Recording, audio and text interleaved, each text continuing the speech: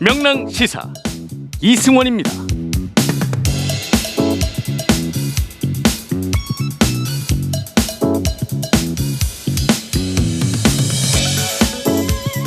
이른바 검언 유착 의혹 사건으로 재판에 넘겨졌던 이동재 전 채널A 기자가 1심에서 무죄를 선고받았습니다. 명백한 취재 윤리 위반이지만 강요 미수죄로 처벌할 수는 없다는 이유입니다. 법리도로 판단해 주신 재판부께 감사드립니다. 그동안 못했던 얘기들은 천천히 하도록 하겠습니다. 고생 많으셨습니다. 문재인 대통령 지지율이 40% 안팎을 유지하고 있죠. 이런 가운데 더불어민주당 대권 주자들이 문 대통령과의 인연을 강조하면서 이른바 적통 논쟁을 이어가고 있습니다. 민주당의 가치와 민주당의 정신을 가장 충실하게 이어받고 발전시킬 수 있는 후보가 민주당 다음 후보입니다. 적통 논쟁을 보면 좀 서글프죠. 현대 민주주의에 좀 안 맞는다 이런 생각이 좀 듭니다. 코로나19 4차 대유행이 전국으로 확산하면서 정부가 비수도권의 사적 모임 인원 제한을 4명으로 단일화하는 방안을 검토하고 있습니다. 비수도권의 사적 모임 인원 제한을 4명까지로 단일화하는 방안을 각 지자체에서 논의해 주실 것을 요청드립니다. 7월 16일 금요일 명랑시사 이승원입니다. 지금 바로 시작합니다. 더 깊고 더 자세한 뉴스 브리핑 뉴스 원정대 시작합니다. 금요일에 원정대원 두 분 나오셨어요. 헬마우스 임경빈 작가 그리고 오창석 시사평론가와 함께합니다. 어서 오세요. 네, 안녕하세요. 네, 오늘 이슈가 또 많았어요. 첫 번째 이슈부터 보죠. 검언 유착 의혹 관련 강요 미수 혐의로 재판에 넘겨졌던 이동재 전 채널A 기자. 오늘 1심 재판이 있었는데 먼저 좀 기억이 가물가물하다라고 생각하시는 분들을 위해서 왜 법정에 섰는지 그동안 그 과거에 무슨 일이 있었는지 설명을 좀 해주시죠. 네, 일단은 이제 이동재 전 기자 지난해 2월에서 3월 후배 백무 기자죠. 같은 채널A입니다. 네. 공모에서 수감 중이던 이철 전 밸류 인베스트 코리아 대표를 상대로 유시민 노무현 재단 이사장 등의 비위를 털어놓으라고 강요를 했습니다. 네. 그리고 이 과정에서 만약에 그대로 간다면 당신의 형량은 더 늘어날 수도 있다라든지 가족은 더 힘들지 않겠느냐라든지 여러 가지 전방위 압박을 한 것으로 드러나서 이 부분에 대해서 강요했으나 이철 대표가 다르게 얘기를 하면서 알리면서 미수에 그친 혐의로 재판에 넘겨졌습니다. 네. 그러니까 이게 형법상으로는 무슨 검언 유착죄가 있거나 하는 건 아니니까요. 네네. 이전 기자가 본인이 뭐 갖고 있는 어떤 정보나 혹은 이제 인맥, 네트워크 이런 거를 이제 동원해가지고 이철 전 대표를 일종의 이제 협박을 해서 네. 어떤 행동을 하도록 만들려고 했다라는 게 이제 혐의였습니다. 그 행동이라는 거는 이제 유시민 전 노무현 재단 이사장을 비롯해서 이제 네. 여권 인사들에 대해서 네. 비위 관련 혐의를 털어놔라. 나한테 이제 알려달라. 이제 이런 얘기를 하는 거였고 그 과정에서 내가 이제 검찰 고위층하고 직접 연결이 돼 있다.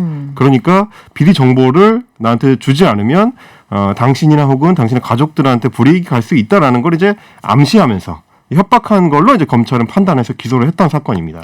당시 이제 그냥 일반인도 아니고 이미 죄를 짓고 수감 중인 그런 상태였기 그렇죠. 때문에 이런 얘기를 이제 일반 사람이 듣는 것과 그렇지 않은 사람이 듣는 거는 분명히 차이가 있었을 텐데 그래서 뭐 재판으로까지 이어졌겠죠. 네. 그런데 오늘 어쨌든 1심 선고에서 무죄가 나왔어요. 네, 일단은 홍창우 부장판사가 선고를 했는데요. 네. 강요 미수 혐의로 기소된 이동재 전 기자와 백모 기자에게 무죄를 선고했습니다. 근데 다만 무죄를 선고한 배경이 저는 굉장히 중요하다고 생각을 합니다. 네, 설명을 좀 해주시죠. 결과적으로 무죄가 나왔지만은 네. 이 전 기자가 특정 취재에 대한 과도한 욕심으로 구속 수감 중인 피해자를 압박하고 그 가족에 대한 처벌 가능성까지 운운하면서 취재에 필요한 정보를 얻으려 했다. 그러니까 네. 압박하고 처벌 가능성 운운했다는 건 다 인정된 사실입니다. 그러네요. 그리고 이제 검찰 고위 간부를 통해서 선처 가능성 등을 거론하면서 취재원을 해오해려 했다까지도 마땅한 것이고요. 네네. 명백히 취재윤리를 위반해서 도덕적으로 비난받아 마땅하다라고 얘기를 했으나 재판부가 밝혔습니다. 언론의 자유는 우리 사회의 민주주의를 지키는 최후의 보루이기 때문에 언론인이 취재 과정에서 저지른 행위를 형벌로 단죄하는 것은 매우 신중하고 엄격히 판단해야 한다라고 이야기를 하면서 무죄 판결을 내렸습니다. 그러니까 그동안 있었던 모든 내용들을 다 인정을 하고 네. 다만 언론인이란 이유만으로 언론의 뭐 입에 재갈을 물린다든지 네. 뭐 취재를 보장해줘야 된다든지 뭐 이 정도 취지로 무죄가 나온 겁니다. 그러니까 일이 아무것도 없었다라든지 다 거짓말이었다든지 이런 거 아니거든요. 네네. 그렇기 때문에 사실은 이 무죄 판결이 이 사안을 까마득히 잊어가고 있는 국민들이라든지 또는 세부적으로 잘 모르는 사람들에게 이 사람 아무 잘못 없었네? 라는 신호가 될까봐 네네. 저는 굉장히 좀 우려스럽습니다. 그 메시지가 그렇죠. 네. 크게는 좀 네. 갈라서 봐야 될 것 같아요. 이제 재판부 입장에서 1심 재판부 입장에서는 취재 행위에 대해서 이제 형법상의 처벌을 하는 거는 조금 어렵다라고 이제 판단을 한 것 같고, 네. 다만 지금 이제 판결문을 통해서 재판부가 밝힌 내용을 보면 이 사람에 대해서 기자로서는 사실상 사망 선고를 한 네. 취재 윤리를 위반했다. 그리고 도덕적으로 비난받아 마땅하다라고 이야기를 했기 때문에 기자로서 자기 직무를 수행하는 데 있어서는 상당한 하자가 있는 거를 이제 재판부의 판단에 따라서 이제 결론이 나온 거다. 그러니까 이거를 형법상으로 처벌하느냐, 그리고 이제 기자로서의 충분한 어떤 직무상의 윤리적인 부분을 지켰느냐, 이 두 가지를 좀 갈라서 봐야 되는 사안이 된 것 같습니다. 그런데 이게 저는 이제 재판부가 무슨 설명을 하는지 충분히 알겠고 언론의 어떤 취재 과정이 어느 정도 보호 받아야 된다는 거잖아요. 네. 그런데 예를 들어 이것이 뭐 살아있는 권력이라던가 아니면 무슨 조폭이라던가 아니면 사회의 거대한 악이라던가 이런 사람을 추적하기 위해서 자기 신분을 뭐 약간 좀 바꾸는 경우, 그리고 뭐 과시하는 경우, 지금 나 어떤 검사랑 친해, 이런 게 아니라 지금 대상은 그냥 유시민 이사장이었잖아요. 그렇죠. 그렇기 때문에 이게 이렇게까지 보호받아야 될 권리인지는 잘 모르겠다라는 생각도 드네요. 네, 그러니까 이게 만약에 이 무죄 사인이 잘못 해석이 되면은 네. 이게 이 정도는 언론인이 기자가 누구든지 취재해도 해도 된다. 네. 이렇게 돼버리는 거거든요. 사실은 전 재판부의 판단이 취재원 보호를 해야 되고 취재 과정에서 어떤 뭐 다른 상황들이 일어날 수 있으나 앞으로 이렇게 무리하고 어떤 죄를 또는 결과를 정해놓고 특정해서 가져오려는 행위는 우리 사회의 경종을 울리기 위해서라도 유죄를 내린다는 것이 전 정상적인 합리적인 판단의 결과가 아닌가라는 생각이 드는데 네. 지금 이렇게 무죄를 해버리면 앞으로 어떠한 사람이 악의적인 감정을 가지고 네. 자신의 원하는 결과로 이끌어내기 위해서 죄소자에게 접근해서 이러한 얘기를 하더라도 죄가 되지 않는다는 선례가 돼버렸습니다. 그럴 수 있죠. 이게 굉장한 사인이거든요. 이거는 어떻게 보면은 어떻게든 취재를 마음대로 해도 된다. 취재의 결과를 정해놓고 해도 된다. 이런 사인이 될 수도 있기 때문에 판사가 너무, 저는 이런 표현이 좀 어울릴지 모르겠지만 너무 쿨한 판단이 아닌가. 우리 사회에서 이런 사인이 어떻게 적용될지 분명히 알 텐데. 쿨하다기보다 오히려 나이브한 판단 아닌가요? 쿨하고 저는 나이브한 그렇게 판단이었던 드네요. 것 같아요. 네. 펀하고 쿨하고 그런 느낌이기도 하고. 그러다 보니까 지금 이제 한동훈 검사장 같은 경우는 곧바로 입장문을 냈습니다. 네네. 이 사건의 직접 이해 당사자죠. 이제 그렇죠. 이동재 전 기자가 호가호의를 했었던 그 당사자 한동훈 검사장인데 네. 이번 판결에 대해서 이제 지난 1년 반 동안 집권 세력과 일부 검찰 그리고 어용 언론, 여기서 이제 MBC를 가리키는 겁니다. 어용 언론, 어용 단체 등이 총동원된 검언 유착이라는 유령 같은 거짓 선동, 공작, 불법적인 공권력 남용이 실패했다라고 이제 규정을 했습니다. 네. 그러니까 이제 무죄가 판단으로 나오니까 거기에 대해서 이제 그동안 제기됐었던 모든 의혹과 문제점들에 대해서 다 이제 무효화 시키고자 하는 의도를 가진 입장문이라고 할 수 있겠는데, 지금 이제 뭐 오창석 평론가께서도 먼저 짚어주셨지만 이게 이제 검언 유착죄로 이 재판에 넘겨진 게 아닙니다. 네. 그동안 우리가 문제제기가 되어 왔었던 검언 유착이라는 내용은 전혀 다른 맥락이거든요. 오히려 이번 사건을 통해서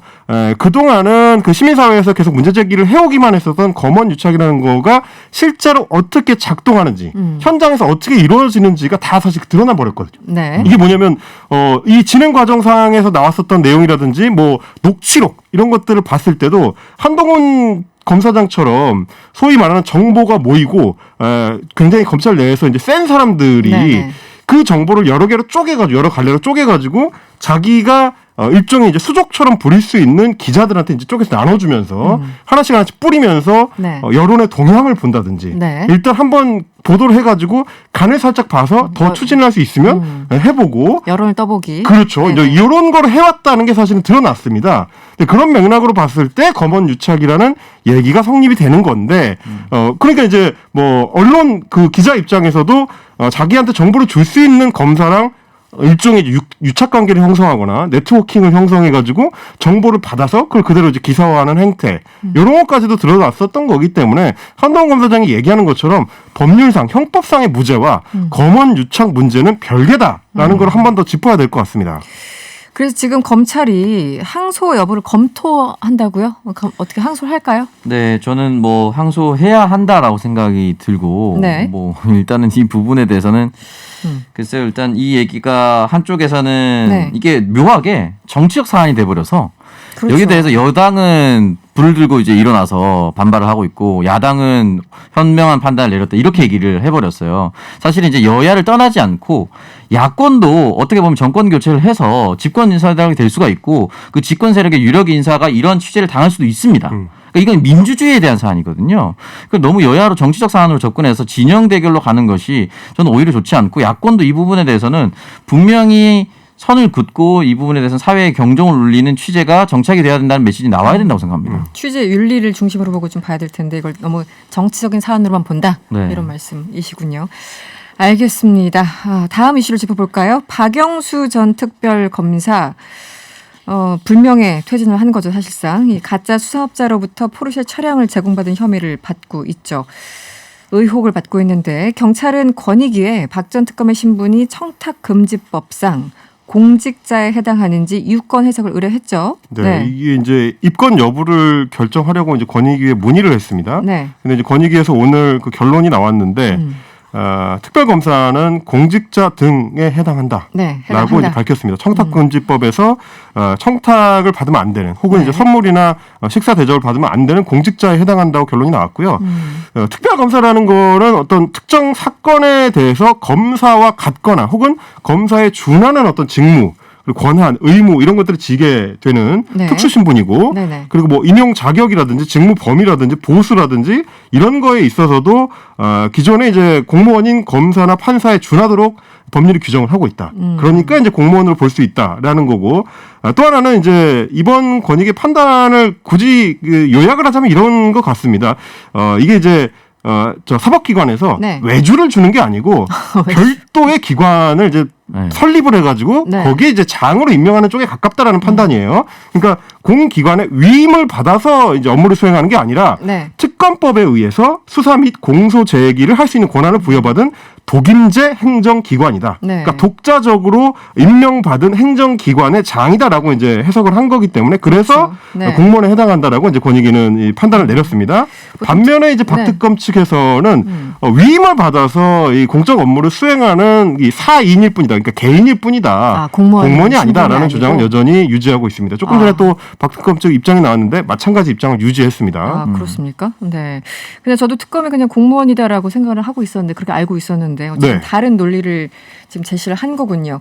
어찌됐든 특검이 공직자에 해당한다 이런 유권 해석이 권익위로부터 나왔습니다. 네. 그러면은 박 전 특검은 어떻게 뭐 소환 조사를 받겠네요? 네, 받을 수밖에 없을 것 같고요. 일단 청탁금지법상 공직자가 직무 관련성과 상관없이 같은 사람에게 한 번에 100만 원 또는 연간 300만 원을 초과하는 금품을 받거나 요구하면 처벌이 되는데 일단은 차량 렌트비가 250만 원 정도가 됐으니 네. 이 부분에 대해서는 걸릴 수밖에 없다라고 저는 생각이 들고 이 상황을 바라보면서 그냥 다만 굉장히 안타깝다는 생각이 들어요. 예전에 특검 얘기만 나오면 특검 무용론이 계속 나왔었거든요. 네네. 뭐 특검으로 잘 된 거는 뭐 앙드레임 선생님 본명밖에 없다. 뭐 네. 아무것도 없다 특검이. 네. 그랬다가 사실은 특검이 유용하다라는 것을 처음으로 입증한 국민들에게 제대로. 입증했었던 팀의 팀장 리더이기 때문에 이런 부분에 대해서 연루됐다는 것이 굉장히 좀 아쉽고 그렇죠. 네. 일반 국민들은 사실 특검이 해체된 줄 아시는 분들도 많을 거예요. 왜냐하면 탄핵이 이미 끝났기 때문에 특검의 모든 내용이 끝난 줄 알았는데 사실 이제 재판이 아직 안 끝나가지고 지금도 계속 유지되고 있죠. 계속 네. 유지되고 있다는 점. 만약에 빨리 끝났다라면 이런 부분에서 조금이라도 좀 자유롭고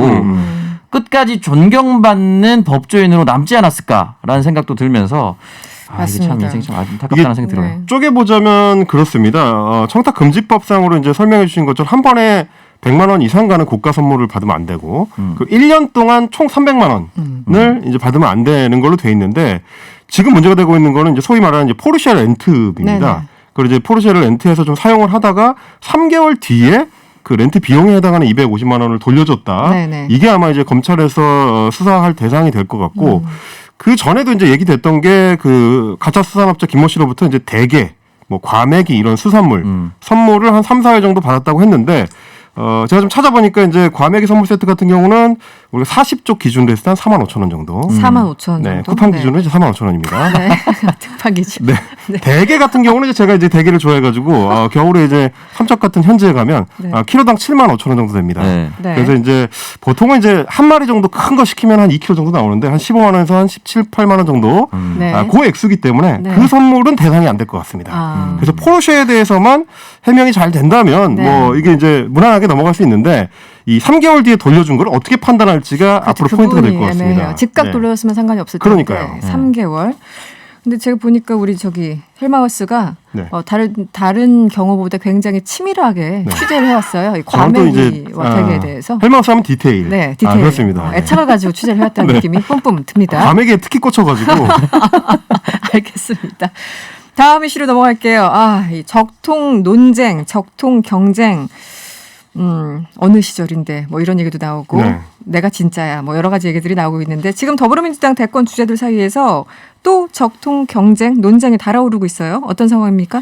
네, 일단은 뭐 내가 문재인 정부의 계승자다, 민주당의 네. 적통자다 이렇게 얘기하는 게 이제 이낙연, 정세균 이낙연, 정세균. 네, 두 후보고 실제로 민주당이 가장 오래 있었던 다른 후보들에 비해서 가장 오래 있었던 사람 맞고요. 그렇죠. 네. 호남에서 했고 또 종로에서 국회의원 했었던 공통점, 총리까지 했었던 공통점까지. 공통점이 많아요. 네, 당 대표 다 했습니다. 네, 그렇기 네. 때문에 굉장한 공통점이 많아서 적통론을 얘기를 하고 있고 지금 1차 경선 인단 모집이 76만 73명인가? 1차 기준으로 선관위에서 최대치라고 얘기를 하더라고요. 1차 1차 기준으로요? 1차 기준으로. 네. 그러니까 2차, 3차 앞으로 있을 텐데 이 76만 명은 누가 생각하더라도 어떤 순간이라도 투표에 응할 사람들입니다. 네. 가장 먼저 자신이 등록했기 때문에 네. 그렇기 때문에 이 사람에게 가장 크게 소구력을 미치기 위해서는 민주당의 적통이 나다라는 것이 그러니까 어떤 상황이 와도 민주당을 찍을 사람들이 먼저 신청할 가능성이 높잖아요. 그렇죠. 가장 먼저 신청한다는 건 그만큼 애정이 있다라는 거겠죠. 네, 그렇죠. 네. 그렇기 때문에 지역순회 첫 번째가 만약에 8월 7일로 예정되어 있는데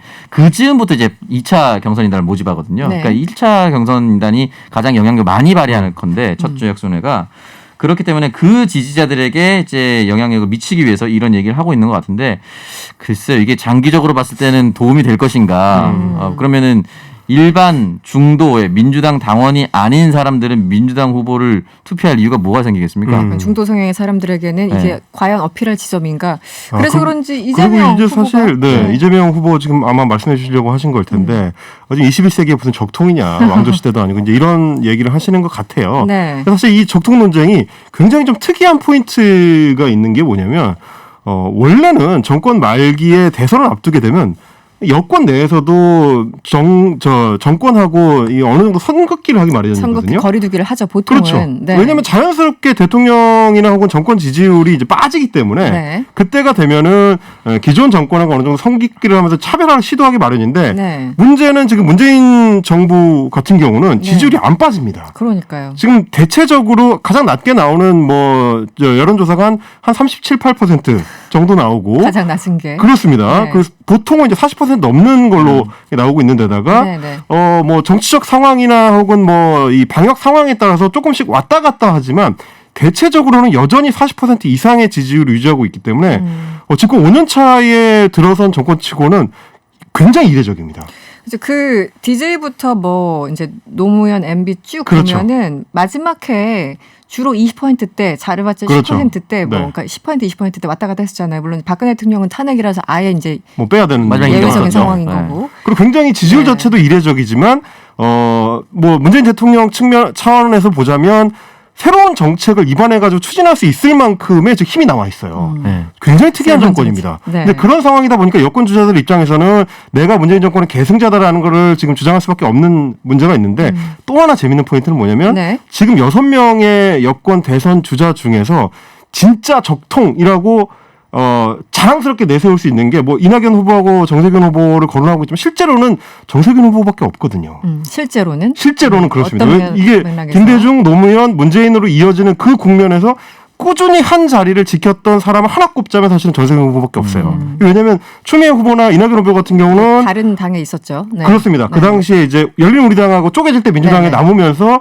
노무현 대통령 탄핵 국면하고 어쩔 수 없이 연결돼 있는 게 있고 박영준 후보 같은 경우는 민주노동당 출신이고요. 그랬죠. 이재명 후보 같은 경우는 2007년에 정동영 캠프 출신으로 이제 정치에 들어왔습니다. 김두관 후보 같은 경우는 경남도지사가 됐다가 이제 무소속으로 던지고 나왔었던 이 약간 아킬레스건이 있기 때문에 네, 네. 그렇게 보면 사실 이 적통 논쟁이라는 게 서로 얽히고 얽혀 있기 때문에 네. 장기적으로 보면 아무도 승자가 될 수 없는. 그러니까 결국 이제 정세균 후보만 강하게 주장할 수밖에 없는 측면이 있다. 네. 요 재미있는 두 가지 포인트를 같이 보셔야 될 것 같습니다. 근데 지금 이제 여론조사 보면은 가상 양자 대결에서 뭐 이재명 후보가 앞서는 경우, 이낙연 후보가 앞서는 경우, 이제 윤석열 전 총장을 대상으로 좀 여론조사가 좀 흥미로운 지점들이 좀 보여요. 그 가운데 가장 눈에 띄는 건 어쨌든 이낙연 후보가 반등하고 있다. 네. 앞서 상승 추세다? 네. 표현할 수 있을 텐데 그러다 보니까 결선 투표 되는 거 아니야? 이렇게 전망하신 분들이 있어요. 우리 선거에 나가본 적 있는 오창석 평론가 어떻게 예상하십니까? 그러니까 실제로 이 상승세가 맞습니다. 실제로 치고 올라가고 있고 그래서인지 이재명 지사는 급하게 이제 그냥 부자 몸살이 듯이 가만히 있다가 급하게 이제 공세로 전환하고 온 동네 지금 인터뷰하러 돌아다니고 있거든요. 하루에 2개씩 하시던데. 네, 그런 것만 봐도 이제 약간은 마음이 이제 달아올랐다는 걸 느낄 수가 있는데 내가 너무 참은 것 같아. 약간 명랑시사도. 명랑시사. 저희 모실 겁니다. 언젠가. 반드시 모셔야겠죠. 네. 왜냐하면 모든 후보들 다 모셔야 되니까. 네. 근데 어쨌든 이런 상황이 지속되는데 중요한 거는 어떻게 첫 번째 결과가 나오느냐가 제일 중요할 것 같습니다. 그러니까 첫 번째가 충청과 이제 뭐 강원, 호남 이 정도에서 이제 오픈이 될 텐데 여기서 대세론처럼 굳어져 버리면 네. 사실은 이제 나머지 후보들이 그때도 제가 이 라디오에서 말씀드렸지만 49대 51을 만들어주지 않습니다. 그렇죠. 그러니까 60대 40을 만들어버려요. 네. 더 강력한 쪽으로 붙어버리거든요. 네. 그리고 지지자들도 알아서 전략적 투표를 합니다. 이 사람이 네. 돼야 되겠구나. 그렇기 때문에 첫 번째 뚜껑을 열었던 지역순회 결과가 어떻게 나오냐에 따라서 이제 향방이 완전히 나올 것 같습니다. 또 하나 이제 지지율 상승 추세인 건 확실하지만 그 지지율이 어디서 왔는지를 한번 분석을 해봐야 되는데 네. 지금 대체적으로 이낙연 후보의 지지율 급등세가 뭐랑 맞물리냐면 민주당의 지지율 급등세하고 맞물려 있습니다. 그러니까 이제 중도층으로 빠졌었거나 혹은 중도층이었다가 윤석열 후보 측으로 갔었던 지지층이 다시 지금 롤백하고 있는 양상을 보이고 있거든요. 네. 그러니까 이 지지층은 기존의 지지층만큼의 단단함을 갖고 있지는 않습니다. 네. 그러니까 앞으로 한두 주 정도 경선이 진행되는 모양새 그리고 각 후보 진영에서 어떤 비전을 제시하는지에 따라서 그게 단단해지느냐 아니냐가 결정될 거니까 조금 더 지켜보면서 경선의 진행 상황을 좀 체크해 볼 필요가 있을 것 같습니다. 네, 요즘 어쨌든 여론조사 보면은 흥미롭다는 말씀 안 드릴 수 없습니다. 네, 원정대 오늘 여기서 마무리할게요. 지금까지 헬마우스 임경빈 작가 그리고 오창석 평론가와 함께했습니다. 오늘 고맙습니다. 감사합니다. 지금 이 시각 사회 곳곳에서 벌어지는 다양한 소식들을 전해드립니다. 뉴스 원정대 2 시작할게요. 오늘은 이현경 뉴스캐스터와 함께합니다. 어서 오세요. 네, 안녕하세요. 네, 오실 때 뭐 좀 비가 왔나요? 아니에요. 저는 조금 일찍 나오긴 했는데 비가 네. 오진 않았었는데 어. 날씨가 비가 올 것 같더라고요. 저희 어디지 문자 오는 거 보니까 어디는 비바람이 심하다, 뭐 허리케인 온 거냐 이런 문자들이 와가지고 네, 좀 걱정되네요. 네, 곳곳마다. 오늘도 코로나 먼저 확인을 해봐야죠. 코로나19 신규 확진자 수가 1,500명대를 기록했습니다. 10일 연속 4자릿수를 기록하고 있는데요. 그리고 지금 뭐 누누이 강조했지만 수도권에서 비수도권으로 굉장히 빠르게 퍼지고 있어서 여러 가지 걱정인데요. 지금 확진자 규모 언제든 커질 수 있는 그런 상황이라고요. 네. 오늘 1,536명을 기록했는데 사실 어제보다 좀 줄었기 때문에 좀 나아지는 건가 저는 이제 또 성급한 그런 네. 결론을 제 맘대로 내렸었는데요. 숫자 살짝만 줄어들어도 왠지 좀 우리 희망을 가져도 되나 이런 생각이 들잖아요. 내가 갇혀있어서 그런가? 뭐 이런 생각이 좀 들었었는데 그게 아니랍니다. 네. 평균을 보는 게 굉장히 중요하다고 하네요. 네. 일주일 평균은 더 이상 확산되지 않고 있지만 줄고 있지 않기 때문에 지금 우리가 참고 있는 거리두기 4단계 효과가 나타났다라고 단언할 수 없고요. 지금 우리가 참고 인내하는 것이 다음 주 주말쯤 확인이 될 수 있을 거다. 이렇게 전문가들이 얘기를 하고 있습니다. 근데 지금 유지를 한다고 해도 그것만도 다행이다. 이런 전문가들의 얘기가 나오고 있는 상황이고요. 네. 그리고 또 하나는 지금 비수도권의 경우에 휴가철 때문에 걱정이다 이렇게 말씀하셨는데 이게 수치로 좀 확인이 되는 게 최근에 수도권 같은 경우는 이동량이 한 11% 정도 줄었어요. 사회적 네네. 거리두기 단계를 시행하고. 네. 근데 비수도권의 경우는 오히려 사회적 거리두기 이후에 이동량이 9%가 늘었거든요. 요즘 다 늘었습니까? 휴대전화를 갖고 계시기 때문에 이동량을 이제 검측을 할 되죠. 수가 있는데 네. 9%가 늘었고 좀 전에 보니까 오늘 속초행 고속버스 터미널에 속초행 고속버스 매진이랍니다. 매진이에요. 그러니까 이제 휴가철 가시는 거예요. 네. 그러니까 이제 비수도권의 경우에는 거리두기 단계가 수도권보다 훨씬 더 이제 좀 유연하기 때문에 그렇죠. 가시는 분들이 굉장히 많고 지금 비수도권이 아까 뭐 어제 제가 400명 말씀드렸는데 한 3주 전만 생각해 보면 비수도권에 400명 그러면 깜짝 놀랄 일이거든요. 엄청 큰 숫자죠. 당시만 해도. 네. 근데 지금 수도권이 너무 많이 나오니까 상대적으로 비수도권이 심각하다라고 하는 인지를 좀 덜 할 수 있는 그런 부분이 있어서요. 네. 오늘 제주 지역 사회적 거리두기 단계가 19일부터 상향 조정이 되고요. 그렇죠. 경남 같은 경우도 17일부터는 5인 이상 사적 모임 금지를 시행할 예정이라고 하니까 네. 이런 부분들을 좀 참고하시면 좋겠습니다. 지자체별로 이제 지자체장의 어떤 권한에 따라서 굉장히 네. 좀 강화되고 있는 그런 분위기입니다. 이 수도권에 사회적 거리두기 4단계 적용되면서 여러 가지 이제 규칙들이 있었잖아요. 네. 새로운 기준들이 있었는데 실내 체육시설 음악 속도 무슨 노래 틀어도 되고 무슨 노래 틀면 안 된다. 여러 가지 오해가 있었어요. 논란 내진 오해가. 오늘 새로운 기준이 생겼습니까? 네, 맞습니다. BTS의 버터와 다이너마이트는 되지만 블랙핑크는 안 된다. 네. 이게 이제 실내 체육 시설에 네. 새로운 규제가 있었는데요. 이 사회적 거리두기 4단계를 적용하면서 실내 체육 시설의 그룹 엑서사이즈의 음악 속도가 100에서 120 bpm의 제한과 러닝머신 속도가 시속 6km. 사실 저는 요만큼도 잘 못 달리는 사람이어가지고, 힘들어서. 예. 네, 근데 6km. 사실 이 이상 달리셔야지 사실 운동이 되긴 하거든요. 그렇죠. 그래서 그때부터 이제 좀 땀이 본격적으로 나죠. 네, 네네. 그렇죠. 그래서 이걸 지켜야 된다라고 하는 원래 원칙이 있었는데 이게 유산소 운동이나 제가 아까 말씀드린 것처럼 비말이 많이 튈 수 있기 때문에 고강도로 운동을 하게 되면 그걸 막겠다라는 취지에서 만들어진 건데요. 근데 사실 이게 과잉 조치다. 그러면 이 곡하고 저 곡의 차이는 뭐냐? 뭐 이런 얘기들이 좀 있었습니다. 심지어는 아마 메신저로 받아보신 적 있을 거예요.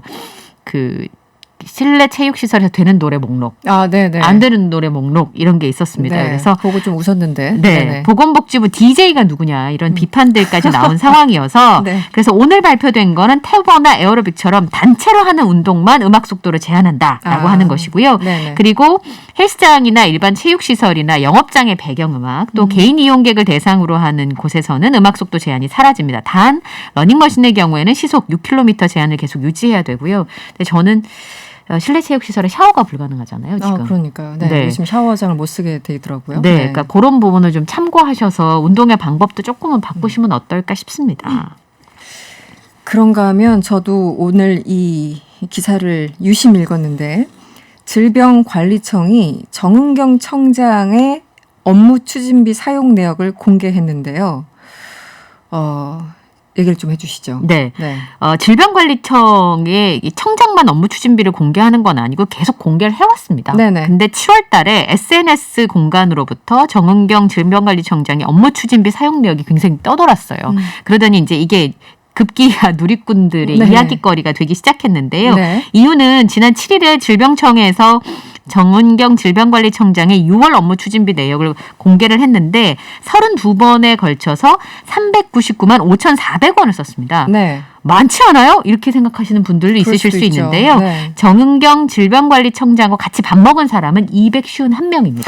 네. 그러니까 251명이 32번에 걸쳐서 399만 5,400원을 썼으니까 네. 한 명당 16,000원을 쓰게 된 것이고요. 네. 다 오송에서 가까운 거리, 그러니까 질병관리청에 있는 그리고 또 하나는 이제 국회 나가서 출석을 해서 얘기해야 되는 경우가 있으니까 네. 여의도 인근에서 사용한 게 대부분이었고 제일 비싸게 한식당에 썼어요. 근데 그게 1인당 26,400원의 식사를 한 것이었습니다. 네. 그리고 제일 짠했던 건 6월 16일 날 정은경 질병관리청장이 국회에 출석해서 얘기할 일이 있었습니다. 네. 그때 아침에 아시겠지만 서울역에 도넛 가게가 있어요.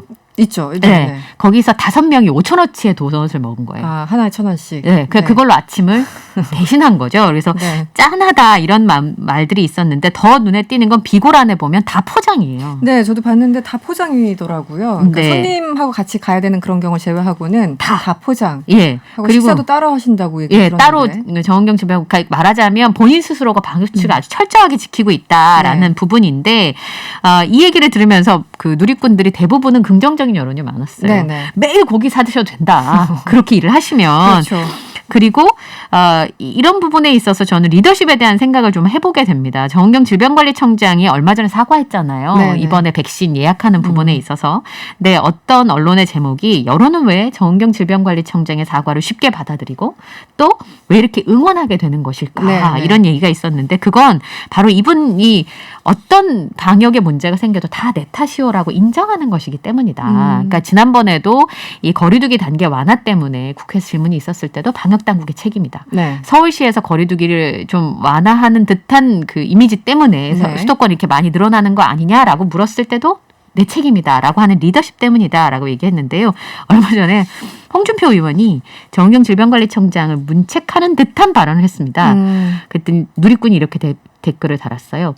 이순신 장군이 왜 임진왜란 때 모함당했는지 알겠다. 그런 댓글이 달렸군요. 네. 알겠습니다. 그나저나 지금 굉장히 덥잖아요. 네. 저도 사진을 봤는데 얼마 전에 선별진료소에 근무하시던 직원이 쓰러지기도 했죠. 네, 맞습니다. 네, 지금 어느 정도길래? 네. 이분은 의료진은 아니시고요. 네네. 임시선별진료소에서 서울 그 소재에 있는 구청 직원이 탈진해서 구청 직원. 네. 쓰러졌습니다. 사실 선별진료소 일손이 너무 달리니까 그렇죠. 지금 급하게 구청 직원들이 교대로 투입이 되고 있는 상황인데 네. 이분이 그날 방호복에 방역 마스크에 페이스 쉴드까지 하고 계셨대요. 얼마나 근데 지금 더웠을까? 네. 오늘 낮 기온이 35도 정도 집계가 네네. 됐거든요, 수도권이. 근데 네. 거기다 방호복을 입었다고 하면 뭐 알만한 상황인 거죠. 그래서 저희들 그냥 반팔 반바지에 밖에 잠깐 한 5분 서 있어도 덥잖아요. 전 여기 오면서도 땀이 왜 이렇게 나는 거야? 이렇게 그러니까요. 얘기하면서 오는데 네. 거기에 방호복에 방역 마스크에 페이스 쉴드까지 그래서 이제 폭염 속에서 장기간 근무하다 보니까 순간적으로 정신을 잃었던 것 같다 이렇게 설명을 했다고 하는데요. 저 작년 여름에 네네. 선별진료소에 가서 검사 받을 일이 있었거든요. 네네. 근데 그 조그만 컨테이너 박스가 구청 앞에 있었어요. 그 안에 계시죠 보통. 네. 그 짧은 점심시간 잠깐 쉬시는데 제가 정말 미안해서 아까 고기 사드리고 싶다라는 누리꾼도 있었거든요. 네네. 정은경 청장에게. 네. 진짜 뭐라도 해드리고 싶더라고요. 그런 마음 들죠 그분들. 네. 특히 그러니까 와가지고- 여름에. 네. 네. 항의하시는 분도 엄청 많았어요, 작년에. 항의하시는 분들 많았어요. 맞아요. 네. 선별진료소 와가지고 왜 이렇게 오래 기다리게 하느냐. 맞아요. 알겠습니다. 그 장마는 기상청에 따르면요. 장마는 내주 초쯤 끝난다고 네. 하고요. 이후에는 강력한 폭염이 네. 시작된다. 아니 지금도 더운데 강력한 폭염이 다음 주에 시작된다고 하니까요. 그 이후에 여러분들 좀 조심하셔야 될 것 같습니다. 별 하나님이 문자 주셨어요. 정은경 청장님 드시는 것까지 그렇게 부실하니 잘 드셔도 됩니다. 쓰러지시면 안 됩니다. 이렇게 문자 주셨고요. 상암동도 비바람이 엄청 강합니다. 오늘도 대박님.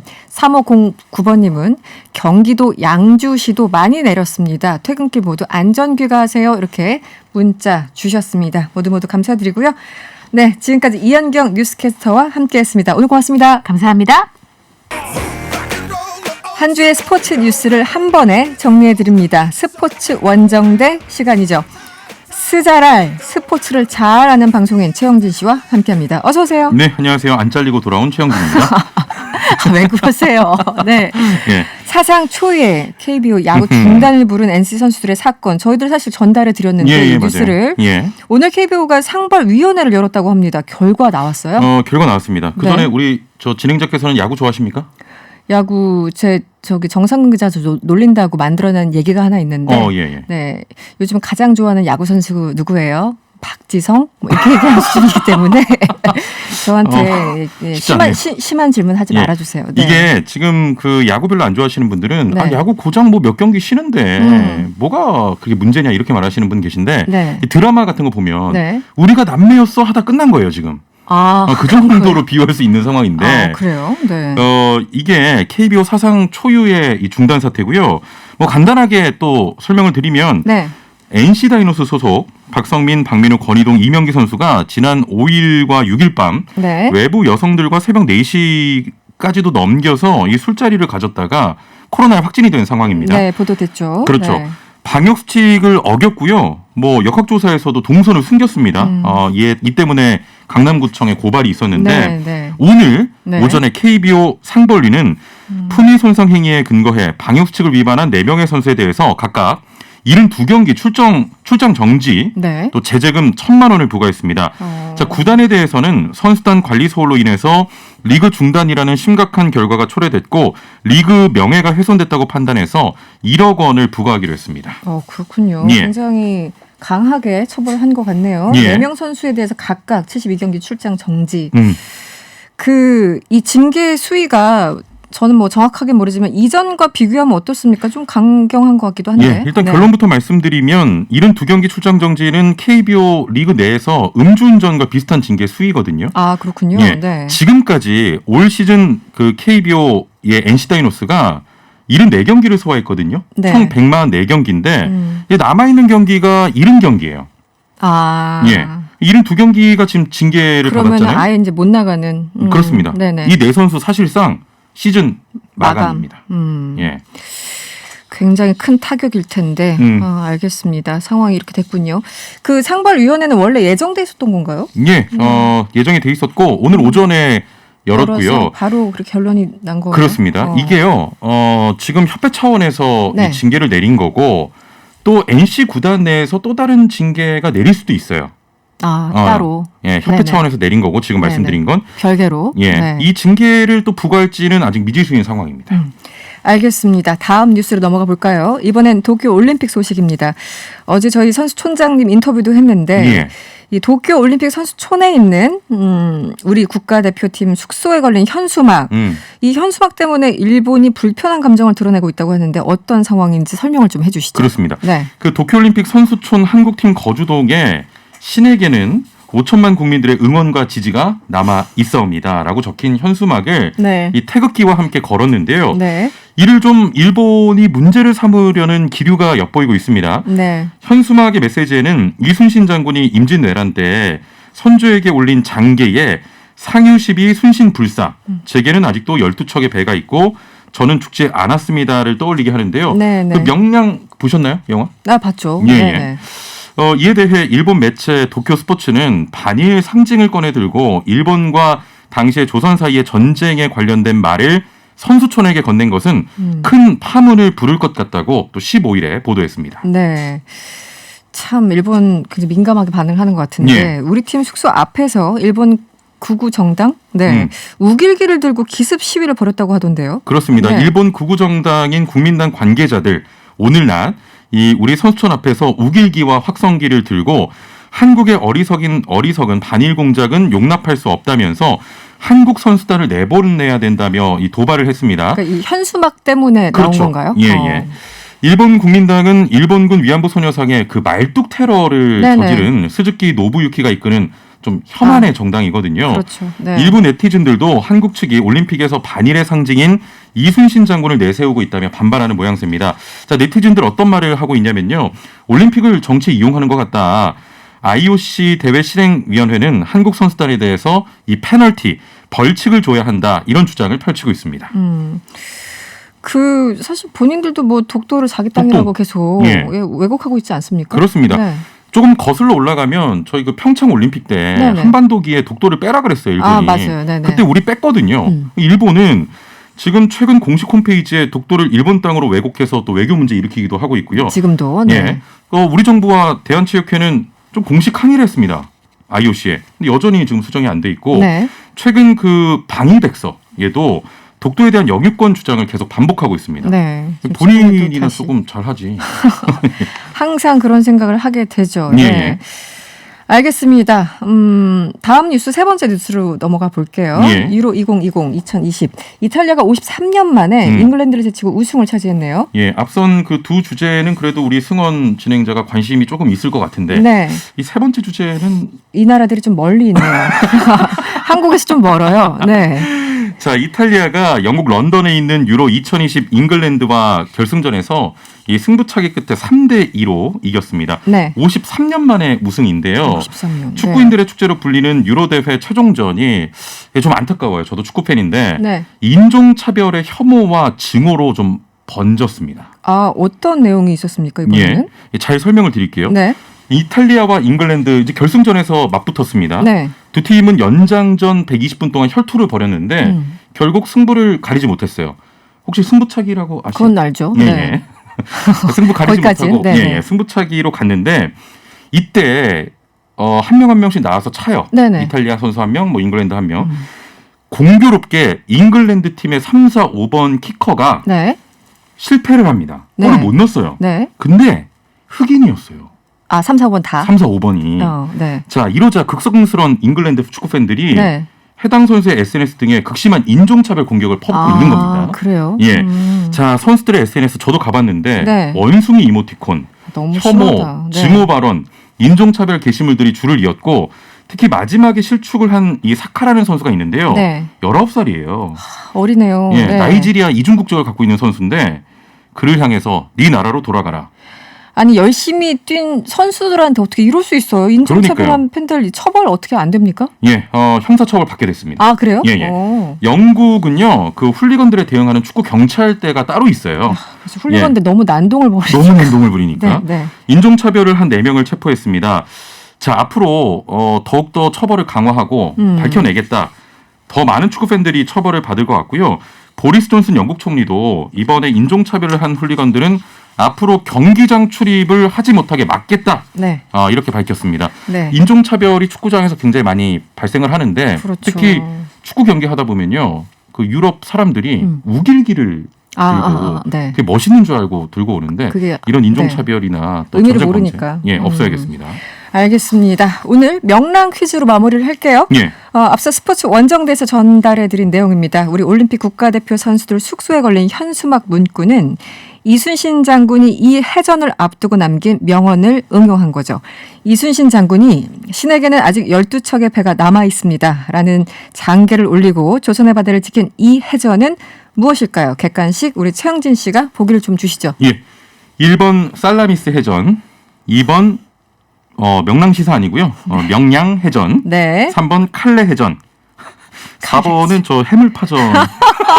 오늘 같은 날 이거 누가 코로나만 만들었어? 없었으면 해물파죠. 저 담당 PD에게 네. 좀 한 번도 아직 밥을 못 얻어 먹었거든요. 네, 갑자기 먹고 싶잖아요. 그러니까 먹고 싶잖아요. 뭐 이런 보기를. 네. 여러분들, 네. 저기 답 주세요. 네. 50원의 유료 문자 샵 0951번으로 정답 보내주세요. 힌트로 지금 듣고 계신 방송은 명랑시사 이승원입니다. 이 점을 감안하셔서 정답을 보내주시면 되겠습니다. 스포츠 원정대 여기서 마무리할게요. 지금까지 방송인 최영진 씨와 함께했습니다. 고맙습니다. 예, 감사합니다. 네, 명랑시사 1, 2부 여기까지고요. 잠시 후 3부에서 뵙겠습니다. 이승원의 명랑시사 3부 문을 열었습니다. 데이터로 보는 세상 이야기 명랑한 트렌드 시간이죠. 빅데이터 전문가 한국인사이트 연구소 김덕진 부소장과 함께합니다. 어서 오세요. 네, 안녕하세요. 반갑습니다. 김덕진입니다. 네, 오늘은 또 어떤 얘기를 준비해 오셨습니까? 올해 가장 핫한 키워드 중에 하나 떠올리라고 하면 아마 이 단어 많이 들어보셨을 텐데요. 네. 메타버스에 대한 얘기 하려고 합니다. 메타버스. 정말 많이 듣긴 한 단어인데 네. 메타버스가 뭐야? 라고 하면 네, 제 주변에 그 무슨 버스냐 이러신 분들이 여전히 있고요. 맞아요. 저도 이제 개념적으로는 어디서 이렇게 조금씩 봐서 알겠는데 설명하려면 딱히 떨어지지 않는 입이 그쵸. 떨어지지 않는 딱 그 네. 정도 수준이에요. 그래서, 오늘 네. 잘 만났어요. 메타버스. 네. 제가 이거를 한 번이 아니라 1탄과 2탄에 나눠서 좋습니다. 얘기를 좀 해보려고 합니다. 그래서 네. 오늘은 이제 전반적인 얘기들 그리고 최근에 좀 주목받는 메타버스 플랫폼들 이런 얘기 좀 하고요. 다음 주에는 이제 기술적인 얘기 좀 더 추가적으로 얘기까지. 하려고 합니다. 좋습니다. 메타버스 많이 들어보셨을 텐데요. 네. 이 정확한 정의가 뭔지 어떤 내용인지 좀 쉽게 설명해 주시면요. 그렇죠. 일단은 말씀하신 버스 자꾸 뭐 탄다 그러시는데 버스 아니면 벌스고요. 네, 이게 벌스. 메타라고 하는 이제 그리스어의 초월이라는 뜻, 그다음에 유니버스의 세계, 그러니까 초월적 세계라는 뜻이에요. 그래서 원래 이게 처음에 나온 건 1992년도에 이제 스노우 크래시라는 한 소설에서 나왔는데 그때는 되게 우리가 요즘으로 치면 VR, AR 같은 네네. 가상현실의 세상에 대한 이야기를 하면서 이게 처음에 나온 컨셉이에요. 네네. 그 소설에서 재밌는 게 그 소설이 우리에게 준 아주 두 가지 새로운 키워드가 메타버스하고 그다음에 아바타라는 단어가 이 이제 소설에서 처음 나와요. 네. 레디 플레이어 그 스노우 크래시라는 소설에서. 네. 그리고 이제 영화 레디 플레이어 원을 혹시 보신 분들이 있을지 모르겠는데 이게 이제 스티븐 스필버그가 감독을 했었던 영화거든요. 근데 그거를 보시면 이게 메타버스구나라고 하는 거 되게 쉽게 익히실 수 있고요. 그다음에 또 뭐 2003년에 뭐 세컨드 라이프 뭐 이거 기억하실지 모르겠는데 이렇게 그 가상 캐릭터들이 뭔가 게임처럼 노는 네네. 뭐 이런 게임들도 있었습니다. 그 어떻게 보면 메타버스라는 얘기는 이미 뭐 많이 나온 지 오래된 얘기예요. 이미 어디선가 한 번은 구경하고 네. 접했던 그렇죠. 듯한. 그렇게 하고 이제 그 이른바 이제 메타버스의 정의대로 치면 이미 우리가 쓰는 대부분의 서비스가 메타버스입니다. 그러니까 무슨 말이냐? 네. 싸이월드도 메타버스고요, 페이스북도 메타버스고요. 그다음 우리가 알고 있는 엔간한 온라인 게임, 심지어 리니지 뭐 이런 것들 네네. 있잖아요. 그런 것들 다 메타버스예요. 아. 네, 그러니까 그들의 개념으로 쳤던 아까 네. 말했던 현실과 가상이 합쳐지고 그 안에서 뭔가를 하는 행위다라고 네. 하면은 우리가 이른바 얘기하는 O2O나 여러 가지 것들이 다 메타버스거든요. 근데 그럼 왜 이게 지금 이제 화두가 되느냐가 네네. 중요하겠죠. 요즘 그러니까 예전에 뭐 가상 공간에 대해서 얘기하고 VR에 네네. 대해서 얘기하고 했는데 최근에 갑자기 버스 얘기가 나오니까 메타버스가 왜 이렇게 핫해지고 있는 건지 좀 궁금. 어떤 계기가 있었습니까? 네, 일단은 이 최근에 나오는 메타버스의 가장 큰 특징, 그러니까 기존에 있었던 뭐 싸이월드나 이런 때 가장 큰 특징이 한 3가지 정도 있는데요. 네. 첫 번째는 일단 아바타라고 하는 것들이 명확하게 존재한다라는 거예요. 근데 뭐 아바타를 여러 가지로 꾸밀 수 있다라는 거. 네. 두 번째는 이제 보상 구조, 경제 구조가 들어갔다는 게 상당히 중요합니다. 경제 구조. 네, 그러니까 우리가 보통은 어떤 게임을 만든다라고 하면 게임에서 파는 아이템은 게임사가 다 만드는 거잖아요. 네네. 그리고 우리가 그걸 구매했잖아요. 네네. 근데 최근에 나오는 메타버스 컨셉은요, 사용자가 직접 뭔가를 만들어서 팔 수도 있고, 네, 그리고 그 안에서 사용자가 실제 게임을 만들기도 합니다. 네네. 그래서 만든 게임을 이제 초대를 해서 입장권을 받거나 자기가 이제 그 안에서 뭔가 아이템을 판매도 하는. 네네. 그러니까 정말로 현실에 있었던 것 같은 세계에서의 경제 구조가 들어간다는 게 이제 가장 큰 특징이라고 보시면 될 것 같아요. 네. 그리고 이제 그러다 보니까 소비자가 직접 사기도 하고 판매도 하는 프로슈머라고 그러죠. 이제 이런 구조들이 들어가고 있다는 게 가장 큰 특징이고요. 왜 이렇게 핫한 키워드가 됐을까를 좀 보게 되면 첫 번째는 역시 코로나19가 길어지니까 네. 우리가 생각보다 가상세계에 많이 익숙해졌어요. 그렇죠. 네, 예를 들면 줌이라고 하는 회의 시스템 처음에 어색했잖아요. 네네. 근데 이제는 우린 잘하고 있잖아요. 맞아요. 근데 그러다 보니까 이러한 온라인에 대해서 되게 익숙함이 일단 생겼고요. 두 번째는 기술이라는 게 아주 이제 진화를 빨리 했죠. 뭐 5G나 VR, AR 이런 기술이 늘어났고, 그 다음에 이제 디지털 네이티브라고 하는 Z세대들이 네. 이제 사회에 올라오는 나이대가 됐어요. 그러니까 20대들이 되다 보니까 네네. 그 친구들이 뭔가를 좋아하는 것들이 실제로 이제 돈이 되는 네네. 시대가 온 거죠. 네네. 근데 그 친구들은 어릴 때부터 모바일이나 게임에 워낙 익숙한 친구들이다 보니까 뭔가 우리가 뭐 부캠 뭐 이런 얘기 되게 많이 하잖아요. 네네. 그런 얘기를 굳이 하지 않아도 이들은 게임 안에서 뭔가 커뮤니케이션하고 뭘 다 하고 있는 거예요. 그게 아예 그냥 몸에 밴 거죠. 그렇죠. 그게 이제 편하기도 하고 심지어. 맞습니다. 이제 네. 그러다 보니까 그러한 것들이 관심을 갖게 되는 거고요. 네. 그래서 결론적으로는 이게 돈이 된다라는 게 최근에 증명이 된 게 뭐냐면은 이제 로블록스라고 하는 게임이 네. 미국 뉴욕 증시에 상장이 됐었어요. 네네. 근데 이게 상장이 되면서 돈이 시가총액이 43조 원 이상이 됐습니다. 시가총액 우리나라 돈으로 43조 원이 넘었군요. 네, 근데 이게 중요한 건 뭐냐면요. 이 네. 43조 원이 됐다라는 게 기존에 있었던 모든 게임사 중에 제일 대표적인 게임사 중에 하나인 EA 일렉트릭 아츠라는 게임사가 있는데 네. 그 게임을 제쳤어요. 그러니까 아. 하나의 어떠한 그 메타버스형 게임 하나가 네네. 그리고 이제 그 로블록스라고 하는 게임이 미국의 2000년대생 이후 태어난 Z세대들의 네. 55%가 이 게임을 즐기고 있습니다. 55%요? 네, 그러니까 미국에 있는 Z세대가 55%가 즐기고 있으니 그 거의 안에서 다 뭘 해도 되는 거죠. 그러네요. 네. 하나의 완전 세계가 펼쳐졌군요. 그렇죠. 그리고 네. 이제 국내에 있는 제페토 같은 경우에는 또 이제 아까 말씀드린 대로 코로나가 길어지다 보니까 네. 또 한 가지 중요한 게 엔터사들이에요. 엔터사들. 왜냐하면 엔터사들이 옛날에 콘서트도 했었고, 그렇죠. 이제 어떻게 보면 팬들 만났잖아요. 네네. 근데 이제 만날 수가 없잖아요. 못하니까. 그러니까 뭔가 단순히 동영상이 아니라 뭔가 이제 인터랙션이 필요한 부분이 있었단 말이에요. 근데 그럴 때 이런 플랫폼이 아주 좋은 거예요. 왜냐 국내에서 만든 제페토라는 플랫폼이 있는데. 거기에는 전 세계 2억 명의 유저가 있고요. 그 중에서 2억 명? 네, 2억 명이 있습니다. 우리나라에서 만든 건데요. 그리고 그 중에서 80%가 10대입니다.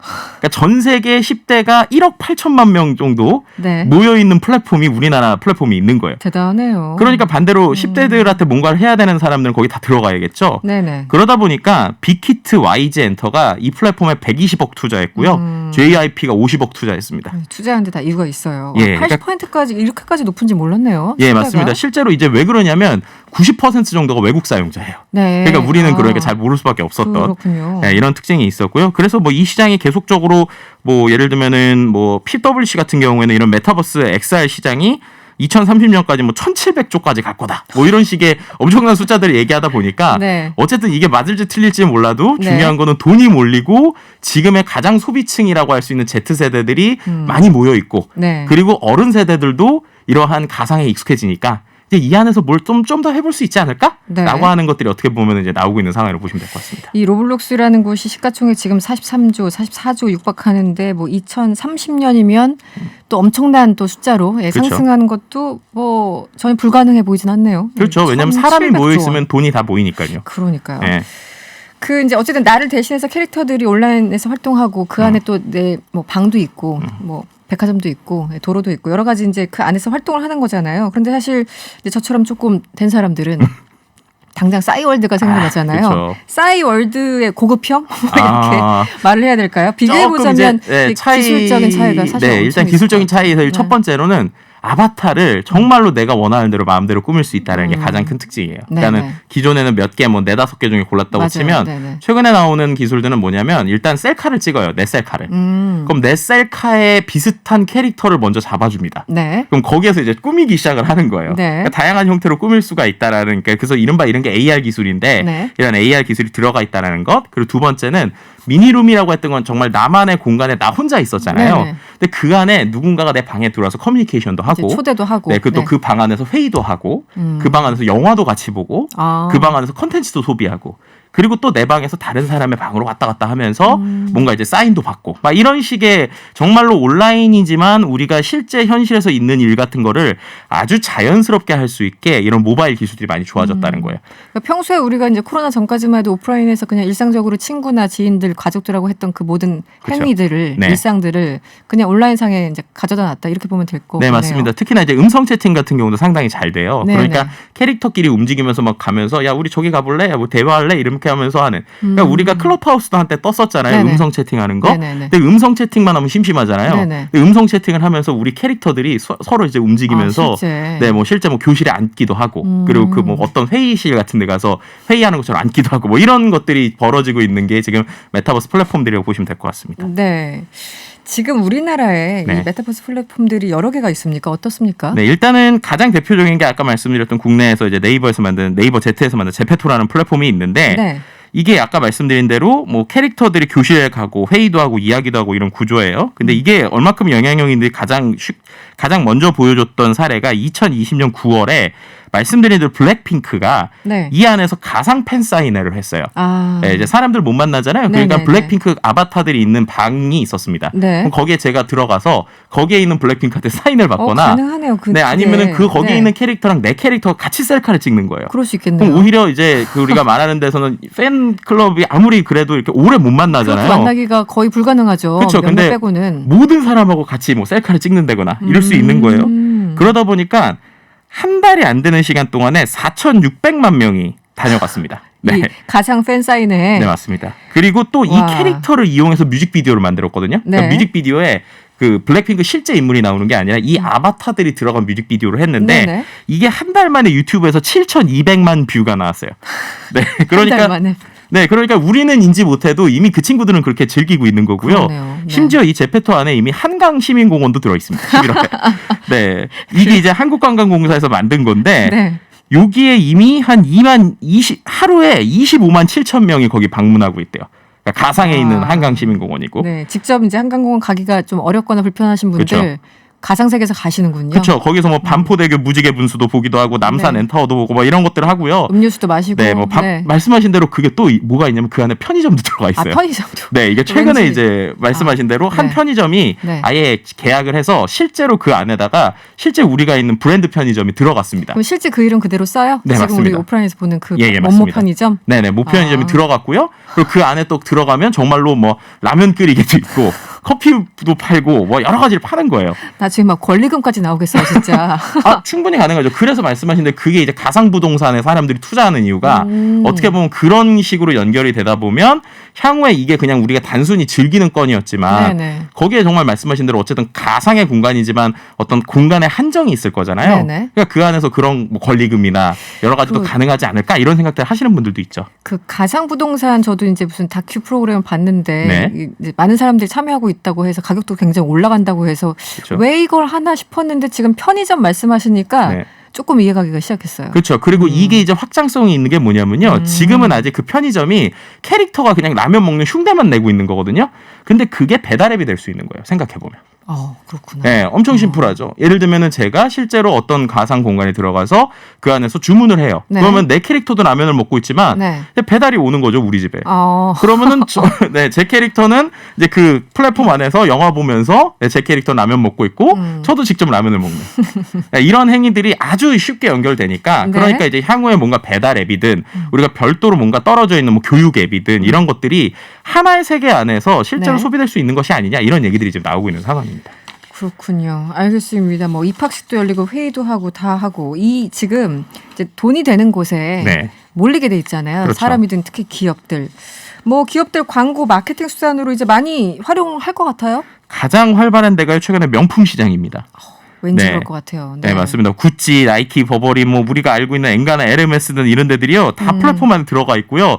그 플랫폼에서요 실제로 가방을 살 수 있어요. 근데 그 가방이 실제로 막 500만 원짜리, 300만 원짜리 이런 가방을 네. 한 5천 원이면 삽니다. 그 가상 공간에서. 네, 그래서 그 가상 공간에서 실제로 내 아바타가 그 가방을 들고 있는 걸 또 인증샷을 찍고. 그 명품 샀어. 5천 원 주고 뭐 이렇게 되는 거군요. 그렇죠. 거기에 또 싸이월드 같은 공간이 있거든요. 그래서 그 안에서 SNS 하듯이 내 캐릭터가 그 백 들고 그 아까처럼 한강공원 가는 거예요. 그럼 그 안에서 또 막 빈부격차 생기고 뭐 이러는 겁니까? 근데 아직까지는 이게 그래서 싼 게 이제 저렴하게 하고는 있지만 네. 한정판은 있습니다. 기간을 한정해요. 기간을. 한정판. 네, 그래서 기간을 한정해서 그때만 구매할 수 있게 지금 하고 있는데 결국 이런 것들이 향후에 1, 20대들 타겟으로 하고 있지만 이들이 3, 40대가 돼서 경제력이 생기면 실제로 내 아바타가 실제, 하고 있는 하겠네요. 그대로를 하겠죠. 실제 이제 몇몇 게임에서는 아예 스포츠 브랜드들이요. 그 게임에서 먼저 만든 어떤 뭐 아이템들을 실제 물건으로 만드는 행위들도 최근에 먼저 일어나고 온라인에서 있습니다. 만들고 네. 나중에 그렇게 하면 내 캐릭터랑 똑같은 걸 내가 나도 실제 사거나 입으면서 자아를 투영하는 거죠. 그게 똑같네요. 이제는 이제 자동차 회사들 어린아이들 프로그램 굉장히 만든 게 그 그렇죠. 아이들 크면은 그 자동차 살 테니까 맞습니다. 그런 프로모션들 많았었는데 네. 여러 가지 참 재밌는 소식 들려주셨네요. 오늘 메타버스 강의 1탄이었고 네. 다음 주에 2탄 이어갈게요. 예, 알겠습니다. 네, 지금까지 명랑한 트렌드 김덕진 부소장이었습니다. 오늘 고맙습니다. 네, 감사합니다. 노래의 사건과 법률 정보까지 담았습니다. 노래는 사건을 싣고 시간이죠. 금요일 책임져 주시는 우리 신유진 변호사 나왔어요. 어서 오세요. 네, 안녕하세요. 네. 날씨가 어때요? 갑자기 막 비가 쏟아지더라고요. 갑작스럽게. 그래가지고, 네, 날씨 얘기 오늘 참 많이 하시는데 네. 저도 궁금하네요. 한두 시간만 해도 굉장히 하늘이 왔다 갔다 해가지고 네, 여러분들 빗줄기가 너무 굵어가지고 네, 운전 조심하셔야 되겠습니다. 네, 오늘 함께 나눌 이야기 전에 노래 먼저 들어보시죠.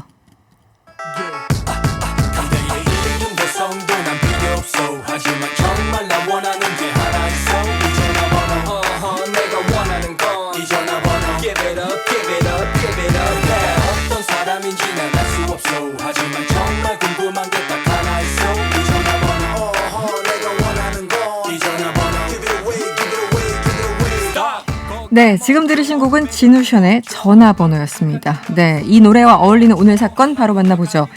오늘 사건, 무개념 주차하고 9살 여아 전화번호 남긴 차주. 제목만 들어도 끔찍한데요. 네. 어떤 일이 벌어졌는지 설명을 부탁드릴게요. 네, 지난 10일 온라인 커뮤니티에 네. 공영 주차 공간에 다른 사람이 차를 대놓았는데 뒤에 공간이 있음에도 불구하고 앞쪽에 대놓고 뒤에 주차를 할 수 없게 해놨는데 네. 무엇보다도 이 공간은 이 빌라에 거주하는 사람들을 위한 주차 공간이었음에도 불구하고 네. 외부인이 갑자기 차를 대놓은 거예요. 그래서 빌라에 딸린 그 주차장인데 네. 외부인이 와서 네. 그래서 주차를 이렇게 해놨더니 전화를 한 거예요. 전화번호 차 앞에 있는 전화번호를 보고 네. 그랬더니 이 전화를 받은 사람이 다름이 아니라 9살 여자아이, 초등학교 2학년 여학생 여자아이라고 하는데요. 네. 할머니를 바꿔주더래요. 그랬겠죠. 갑자기 네. 막 어린이 화를 냈을 거 아니에요. 그래서 차 빼라고. 할머니도 네. 우리도 피해자라고 이렇게 아무데나 주차해놓고 전화가 온 것만도 1000번이 넘는다. 1000번? 네, 그래서 우리도 진짜 피해자인데 경찰에 신고해도 소용이 없다고 지금 정말 어쩔 수가 없다라고 또 오히려 하소연했다고 해요. 이 1000통이라는 건 그렇다면은 지금 딱 말씀하신 그 빌라에 딸린 그 곳에서 한 번 사건이 발생한 게 아니란 뜻이에요. 네, 그전에도 무려 여러 번 있었고. 3개월이나. 3개월. 그러면서 계속 이 9살 어린 아이의 전화번호를 계속 네. 썼다는 거예요. 네. 와, 너무 이게 상습범이라고 합니까? 이러면. 그렇죠. 네. 주차도 엉망인데 다른 사람 전화번호까지 도용한 상황. 도용이라는 네. 표현을 써도 되는 거죠? 그렇죠. 이게 네네. 도용이라는 게 뭐 어쨌든 간에 이거를 정당하게 사용한 것이 아니다. 네. 정당한 사용 권한에 의해서 사용한 것이 아니니까 도용이다라고 볼 수 있죠. 네.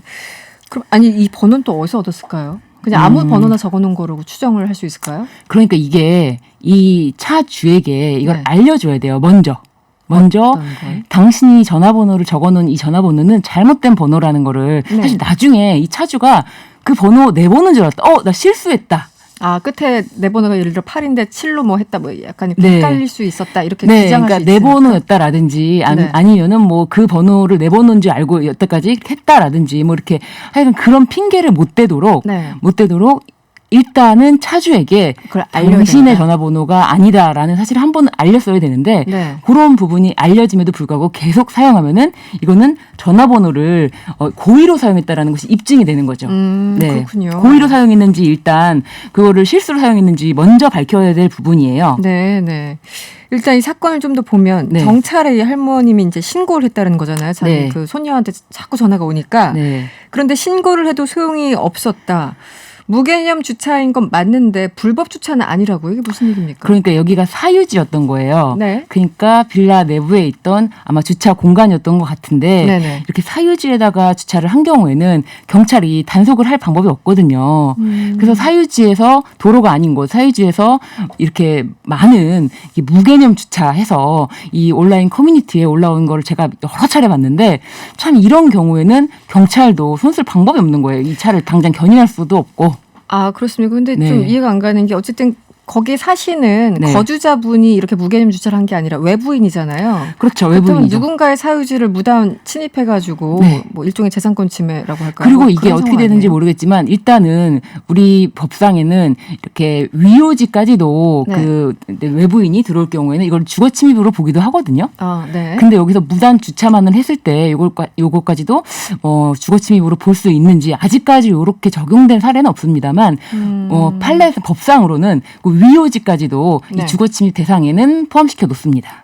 그런데 어쨌든 이번에 출동한 경찰은 사유지란 이유로 본인들은 권한이 없다 이렇게 얘기를 한 거예요. 일단 이 사건에서는 경찰이 출동하진 않았어요. 아, 출동하지 네, 않았어요? 그동안에 자신들도 호소를 했다. 경찰에 신고도 해봤는데 네. 소용이 없었다. 이런 얘기인 거죠. 아, 뭐 경찰들이 특별히 할 수가 없고 뭐 견인 조치 등도 견인은 어떻게 됩니까? 견인은 그냥 거기 사시는 거주자분들이 불편하니까 외부에서 무개념 주차를 해놨으니까 견인 조치는 할 수 있는 거 아니에요? 어딘가에 신고해서 방법이 없어요. 이것도 견인 더 대상은 되는데 이게 아무래도 밤에 이런 일이 있었고 뭐 주말이라든지 뭐 이렇게 평일 뭐 업무 시간은 아니어서 사실 다른 차량을 방해해서 주차를 해놓고 네. 다른 차량 진입로를 방해해서 주차를 해놓는 경우 그런데 이게 또 이 부분도 명백하게 주차 공간이 거기가 사유지였다면 주차장으로 구획된 데였다면 네. 이것도 외부인이다라고 해서 이거를 사실은 주차를 견인할 때 네. 외부인인지에 대해서는 그 이게 자체를 알 수가 없어서? 없잖아요. 사는 사람인지 아닌지. 예, 그렇죠. 방문자일 수도 있고 그런데 만약에 만약에 예를 들어서 우리가 친구네 집에 놀러 갔는데 방문자인데 주차 방법이 틀렸다고 해서 네네. 견인됐다라는 얘기는 아직 못 들어봤잖아요. 아직 못 들어봤네요. 네, 네, 그래서 네. 이게 견인하기 전에 지켜야 될 그런 것들이 있는데 일단 사유지인 경우에는 견인 자체가 아마 들어가기가 쉽지가 않을 거예요. 조건이 네. 충족되지 않았다. 네. 그렇군요. 아까 이제 전화번호 도용한 거는 어떤 상황이어야 되는지를 말씀을 해주셨고 네. 질문이 이제 고의인지 아닌지에 네. 대해서 좀 분별이 있어야 된다라고 얘기를 하셨는데 사실 할머니 말씀을 들어보면 이게 사실이라고 한다면 굉장히 긴 기간 동안 네. 손녀의 전화를 통해서 1000통이 넘는 전화를 받았다는 거예요. 네. 엄청난 피해를 본 거잖아요. 그렇죠. 이건 일상이 마비될 수도 있는 네. 거고 손해배상 청구 가능합니까? 이건 당연히 가능합니다. 당연히 가능해요. 네, 당연히 이게 민사상 손해배상 청구를 할 때는요. 네. 고의든 과실이든 따지질 않아요. 내가 실수로 남의 물건을 뭐 망가뜨리든 네. 실수로 떨어뜨려도 그걸 내가 배상해줘야 되는 거거든요. 그렇기 때문에 네. 이 사람이 내 번호를 잘못 실수로 뭐 착각해서 적어놨다 하더라도 네. 이런 것으로 인해서 내가 전화를 1,000통이 넘게 받았다. 3개월 동안 시달렸다라고 할 경우에는 손해배상 청구가 무조건 가능합니다. 이거는 무슨 죄에 해당합니까? 죄목을 굳이 따지자면? 이거를 이제 민사상 손해배상 청구가 가능하다라고 하는 것과 네. 형사상 어떤 죄로 처벌될 수 있다는 이것도 거랑은 다른 개념이죠. 굉장히 다릅니다. 그래서 제가 항상 말씀을 드리지만 피해를 받았다. 네, 그 고소랑 네. 소송이랑은 네네. 전혀 다른 거거든요. 고소를 하면 경찰서로 가는 거고요. 소송을 당하면 법원에 가는 겁니다. 그런데 이 사건은 이 차주를 어떻게 한번 처벌해볼까 저도 고민을 많이 해봤는데 개인정보보호법 위반을 한번 검토해봤는데 개인정보보호법은 동의 없이 타인의 개인정보를 수집이나 활용해서 네. 제3자에게 제공하는 경우에 이게 범죄가 되는 거거든요. 그래서 이게 참 좋잖아요. 여기 심지어 딱 네. 5년 이하 1,000만 원 이하거든요. 5년 이하의 징역 또는 1,000만 원 이하의 벌금인데요. 참 좋은데 정말 안타까운 건 이 개인정보라는 개념에 네. 들어가야 되는데 일단 고의로 이걸 써놨을 것. 두 번째가 개인정보라는 개념에 들어가야 되는데 네. 개인정보는 하나의 정보랑 다른 정보랑 결합해서 개인이라는 어떤 누군가 특정이 돼야 되는 거예요. 네. 근데 여기는 전화번호만 기재돼 있기 때문에 전화번호라는 하나만 있기 때문에 네, 이 아이가 특정이 되기가 어려워서 이게 개인정보보호법 위반으로 이게 의율되기가 쉽지 않을 것 같아요. 그리고 만약에 또 이런 경우가 있거든요. 판례 중에 채권자가 돈을 받으려고 대출업자, 대부업자예요. 돈을 네. 받으려고 전화를 막 하루에 수백 통 하시는 경우 있잖아요. 네. 하는 경우. 네. 하는 경우가 있으면 안 됩니다. 사실은. 네네. 그거는 업무방해죄로 그쵸. 처벌되는 사례가 있습니다. 네네네. 이게 한 달 반 정도 기간 동안에 무려 460회에 전화를 했어요. 근데 이것보다는 적게 한 거예요, 사실은. 이거보다는. 네. 근데 그게 업무방해죄가 성립이 됐거든요. 그래서 이것도 업무방해죄로 적용을 할 수 있을까라고 검토해 보면은 우선은 이 사람이 고의로 이 전화번호를 썼어야 되는 것이고 네. 두 번째는 이게 초등학생 아이의 업무라고 할 그 업무가 그게 조금 모호한 부분이 없진 않더라고요. 그래서 일단 고의성과 네. 그 업무 부분에 있어서 왜 그 아이들도 각자의 사생활이 있고 그러니까요. 일이 있어요. 네, 적용이 쉽진 않겠다. 그래서 네. 일단 이 사건은 명백하게 네. 그 민사상 손해배상 청구의 대상은 확실하게 되니까 그 부분에 대해서는 받으실 수 있고 그리고 형사 경찰을 통해서 뭐 이 사람의 신원을 알아야지만 소송을 한다 이게 아닌데 네. 소송을 할 때요. 이 사람의 정보를 모르지만 그 대신 그 자동차 번호는 있잖아요. 알아야 돼요. 네네. 자동차 번호를 알면은 그거를 관할 주소도 알아야 되는데 관할 시청이라든지 네네. 뭐 구청이라든지 보내면은 번호판에 그게 써 있으니까 그걸 네네. 보내면은 거기서 차주 다 알려줍니다.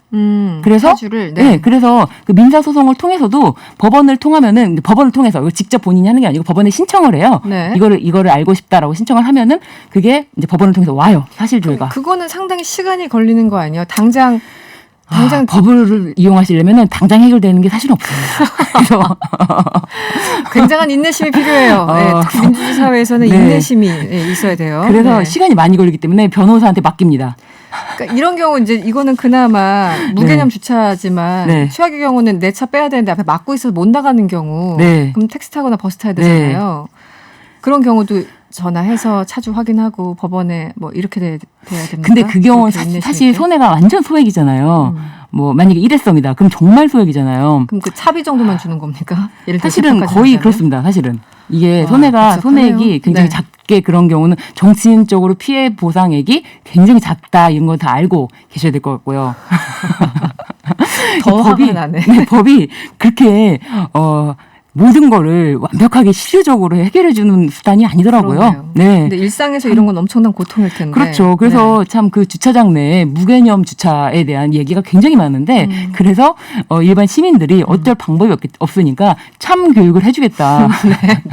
어떻게 하죠? 그래서 그 역으로 네. 그 차를 못 나가게 네. 막아놓고 네. 이제 그 사람이 나와서 당황해하는 모습을 찍는 거예요. 기다리셨다. 같은 고통을 느껴봐라. 이해는니. 이렇게. 그런 거를 이제 참교육이라고 해서 네. 온라인에서 굉장히 활발하게 참교육을 했습니다. 인증을 하시고 있더라고요. 알겠습니다. 이런 경험들 적지 않게 있을 거예요. 네. 뭐 골목 막아놓고 이런 경우. 그리고 또 그 주차를 나름 잘한다고 했으나 어떤 차도 빠져나갈 수 없는 그런 각도로 해놓는 네. 경우. 5137번님, 사유지 집으로 들어가는 주차장 앞도 견인 불가능한가요? 이런 질문도 주셨네요. 사유지 집으로 들어가는 주차장 앞. 그러니까 어렵다. 주차장 입구를 막은 경우잖아요. 네네. 그게 사실을 정확하게 좀 봐야 될 것 같아요. 그 부분을 어떤 도로로 볼 상황인지. 수 있는지 아니면은 사유지로 볼 수 있는지 사유지 네. 앞에면은 도로라고 보여진다면은 불특정 다수가 통행하는 장소이면 도로고요. 그리고 그 주차장을 막았다, 타인 차량을 방해했다라고 하면은 그런 경우는 견인을 할 수가 있어요. 근데 구청 업무 시간 중에 견인할 수 있습니다. 업무 시간 중에. 퇴근해야 되니까. 네. 네. 까꿍님이 가해자는 처벌도 안 받고 피해자만 있는 느낌입니다. 이렇게 문자 주셨어요. 네. 그러니까요. 알겠습니다. 참교육을 시켜줘야지. 참교육을 시킬 수밖에 없는 상황이다. 네. 네, 오늘 여기서 마무리를 하겠습니다. 지금까지 신유진 변호사와 함께했습니다. 고맙습니다. 네, 감사합니다. 북한의 식량과 의료시설 부족으로 심각한 어려움을 겪고 있다는 사실을 유엔에 공식 보고했죠. 북한이 국제사회에 이렇게 어려운 처지를 호소한 건 이례적인 일인데요. 오늘 명랑 인터뷰에서는 정세현 민주평화통일자문회의 수석 부의장님과 이야기 나눠보도록 하겠습니다. 부의장님 안녕하세요.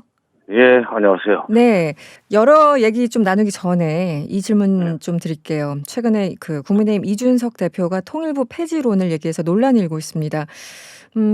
한마디로 외교 업무와 통일 업무 분리가 비효율적이다 이렇게 주장을 했는데 전직 통일부 장관으로서 어떻게 보고 계셨습니까?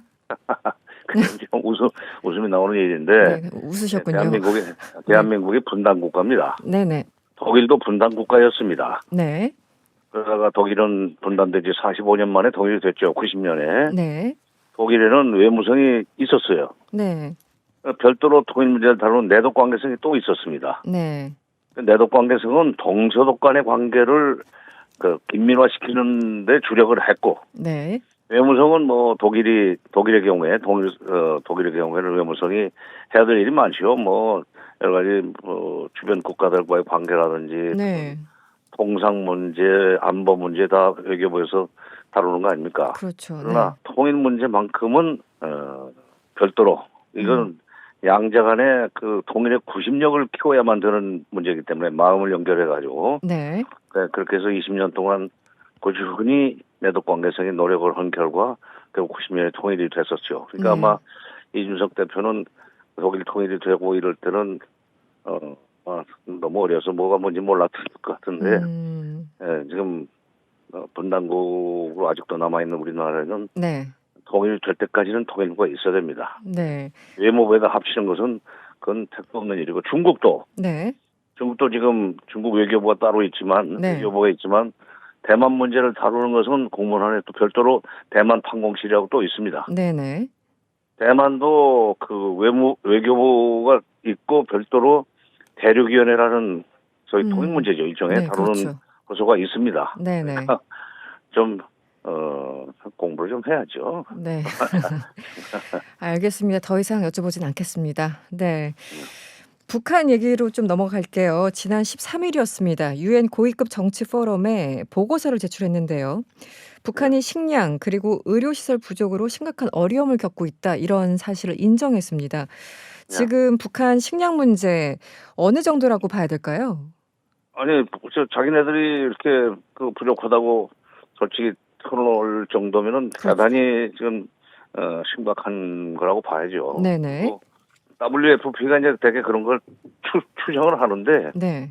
WFP는 뭐 늘상 북한이 식량 부족하다는 것을 국제사회에 이제 보고를 하고 대북 지원을 위해서 뭐 여러 가지 모금 활동도 하고 그러는데, 네. 사실 이번에 13일입니까? 그게 네네. 보고한 게, 네. 그게 95년 일이 생각이 났었어요. 95년, 네. 95년에 김일성이 죽은 다음에죠. 95년에 북한에 뭐 엄청난 비가 쏟아지고 하여튼 농사가 참 망쳤습니다. 네. 북한에서 국제사회에다 대고 식량 부족을 호소하면서 좀 도와달라고 그런 적이 있었습니다. 네. 그때 뭐 미국은 아직 움직이기 전이었고 일본이 식량 50만 톤을 줄 용의가 있다는 것을 은근히 언론에 이렇게 흘렸었어요. 아, 일본이요? 그러니까 일본이. 네네. 그 사람들은 어떤 생각이었느냐? 네. 만약 식량이 저렇게 부족하다고 노골적으로 호소를 하고 나섰는데 누군가 도와주지 않으면 그 사람들이 배고파서 보트피플로 나온다. 아. 그때 95년에 한국이 먼저 일본보다 먼저 식량 지원한 것을 계기로 해서 남북 간에는 당국 차원의 접촉과 대화는 없었지만 네. 민간 차원에서는 상당히 좀 좋은 분위기. 북한의 대남 적개심이 네네.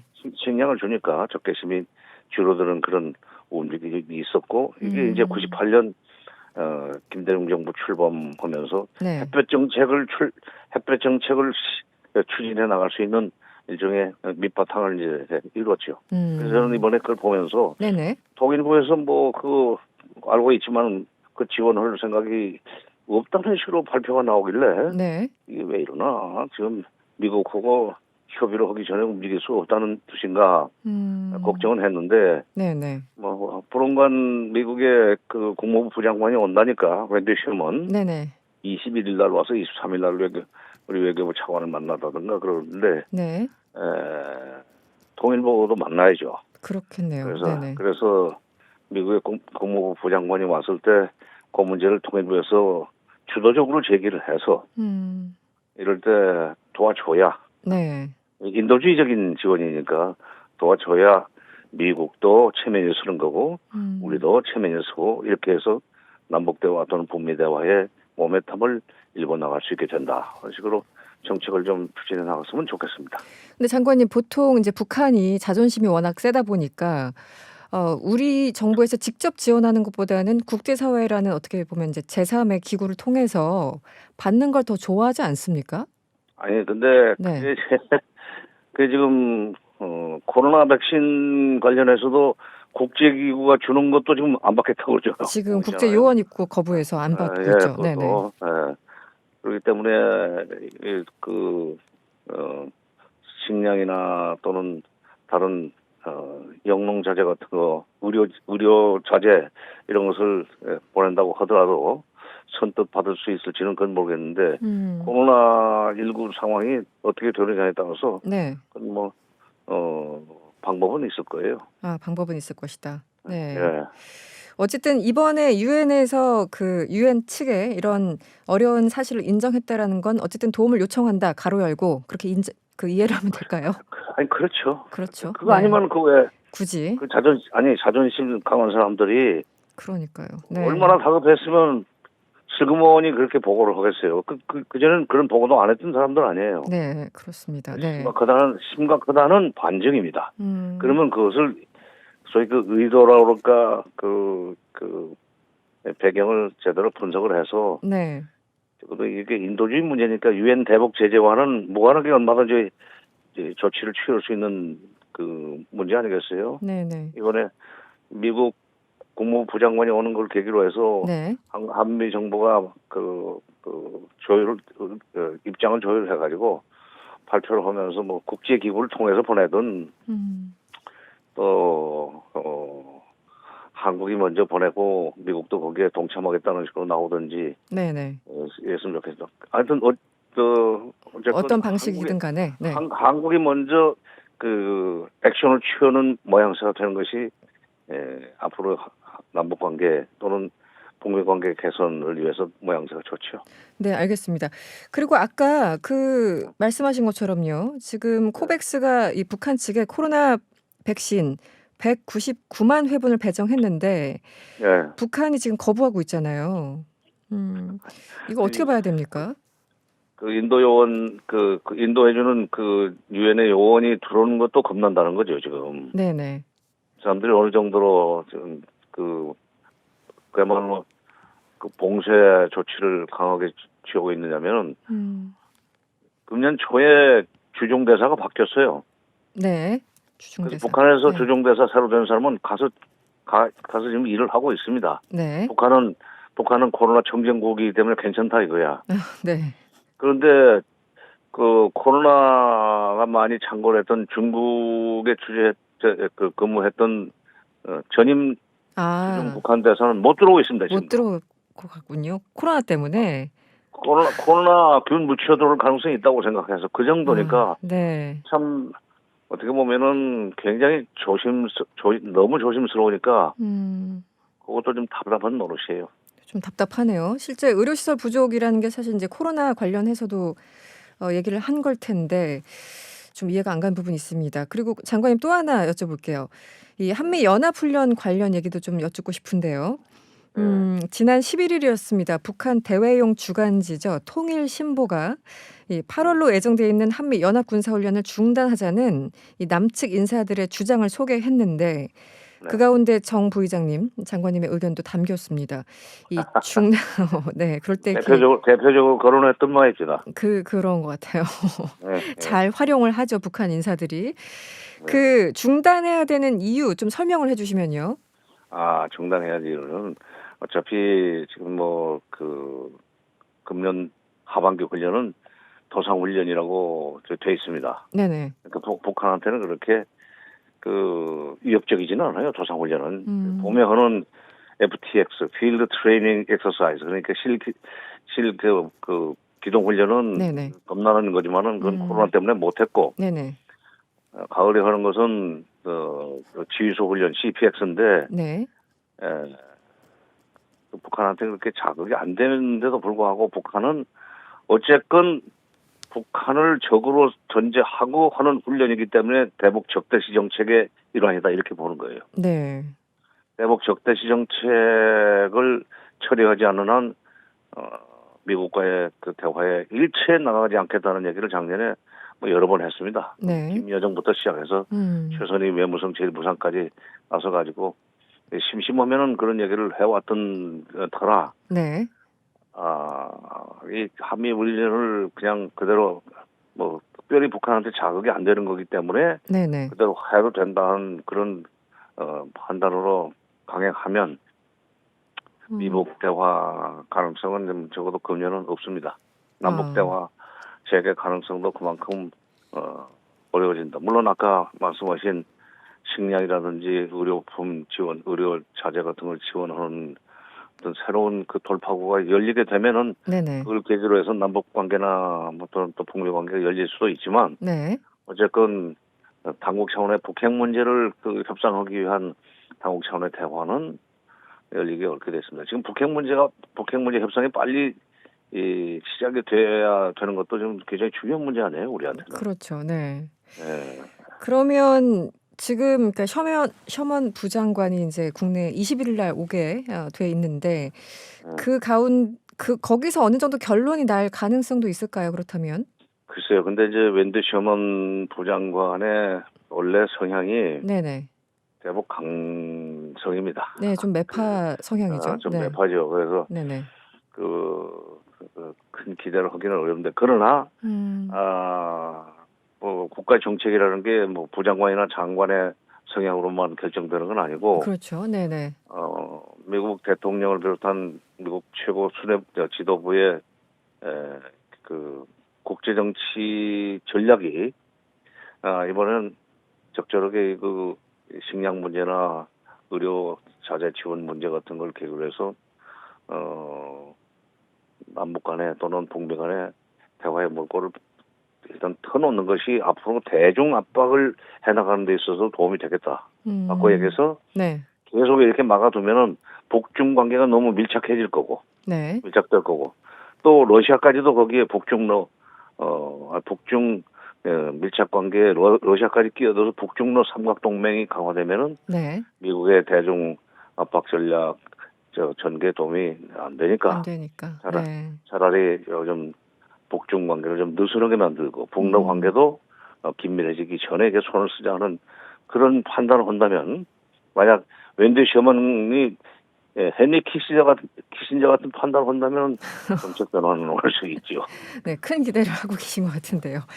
그리고 장관님 짧게요. 이재명 경기지사 캠프에 합류하셨어요. 아니 그거 신문에 자꾸 그렇게 나더라고.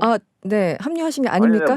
며칠 전에 한 3일 전에 2, 3일 전에 보도자료 냈어요. 내가 그쪽 캠프에서 하는 행사에 가서 축사를 해줬다. 축사. 네네. 그런 식으로 한다면 이재명 캠프에서는 행사에서 축사를 해줬는데 네네. 이재명 캠프에서는 그것을 언론에 뿌리지를 않았고 이재명 캠프에서는 사진까지 내놓으면서 캠프에 합류한 것처럼 자꾸 기사화하는데 사실 그렇지 않다는 것을 보도자료에서 보냈습니다. 알겠습니다. 여러분한테.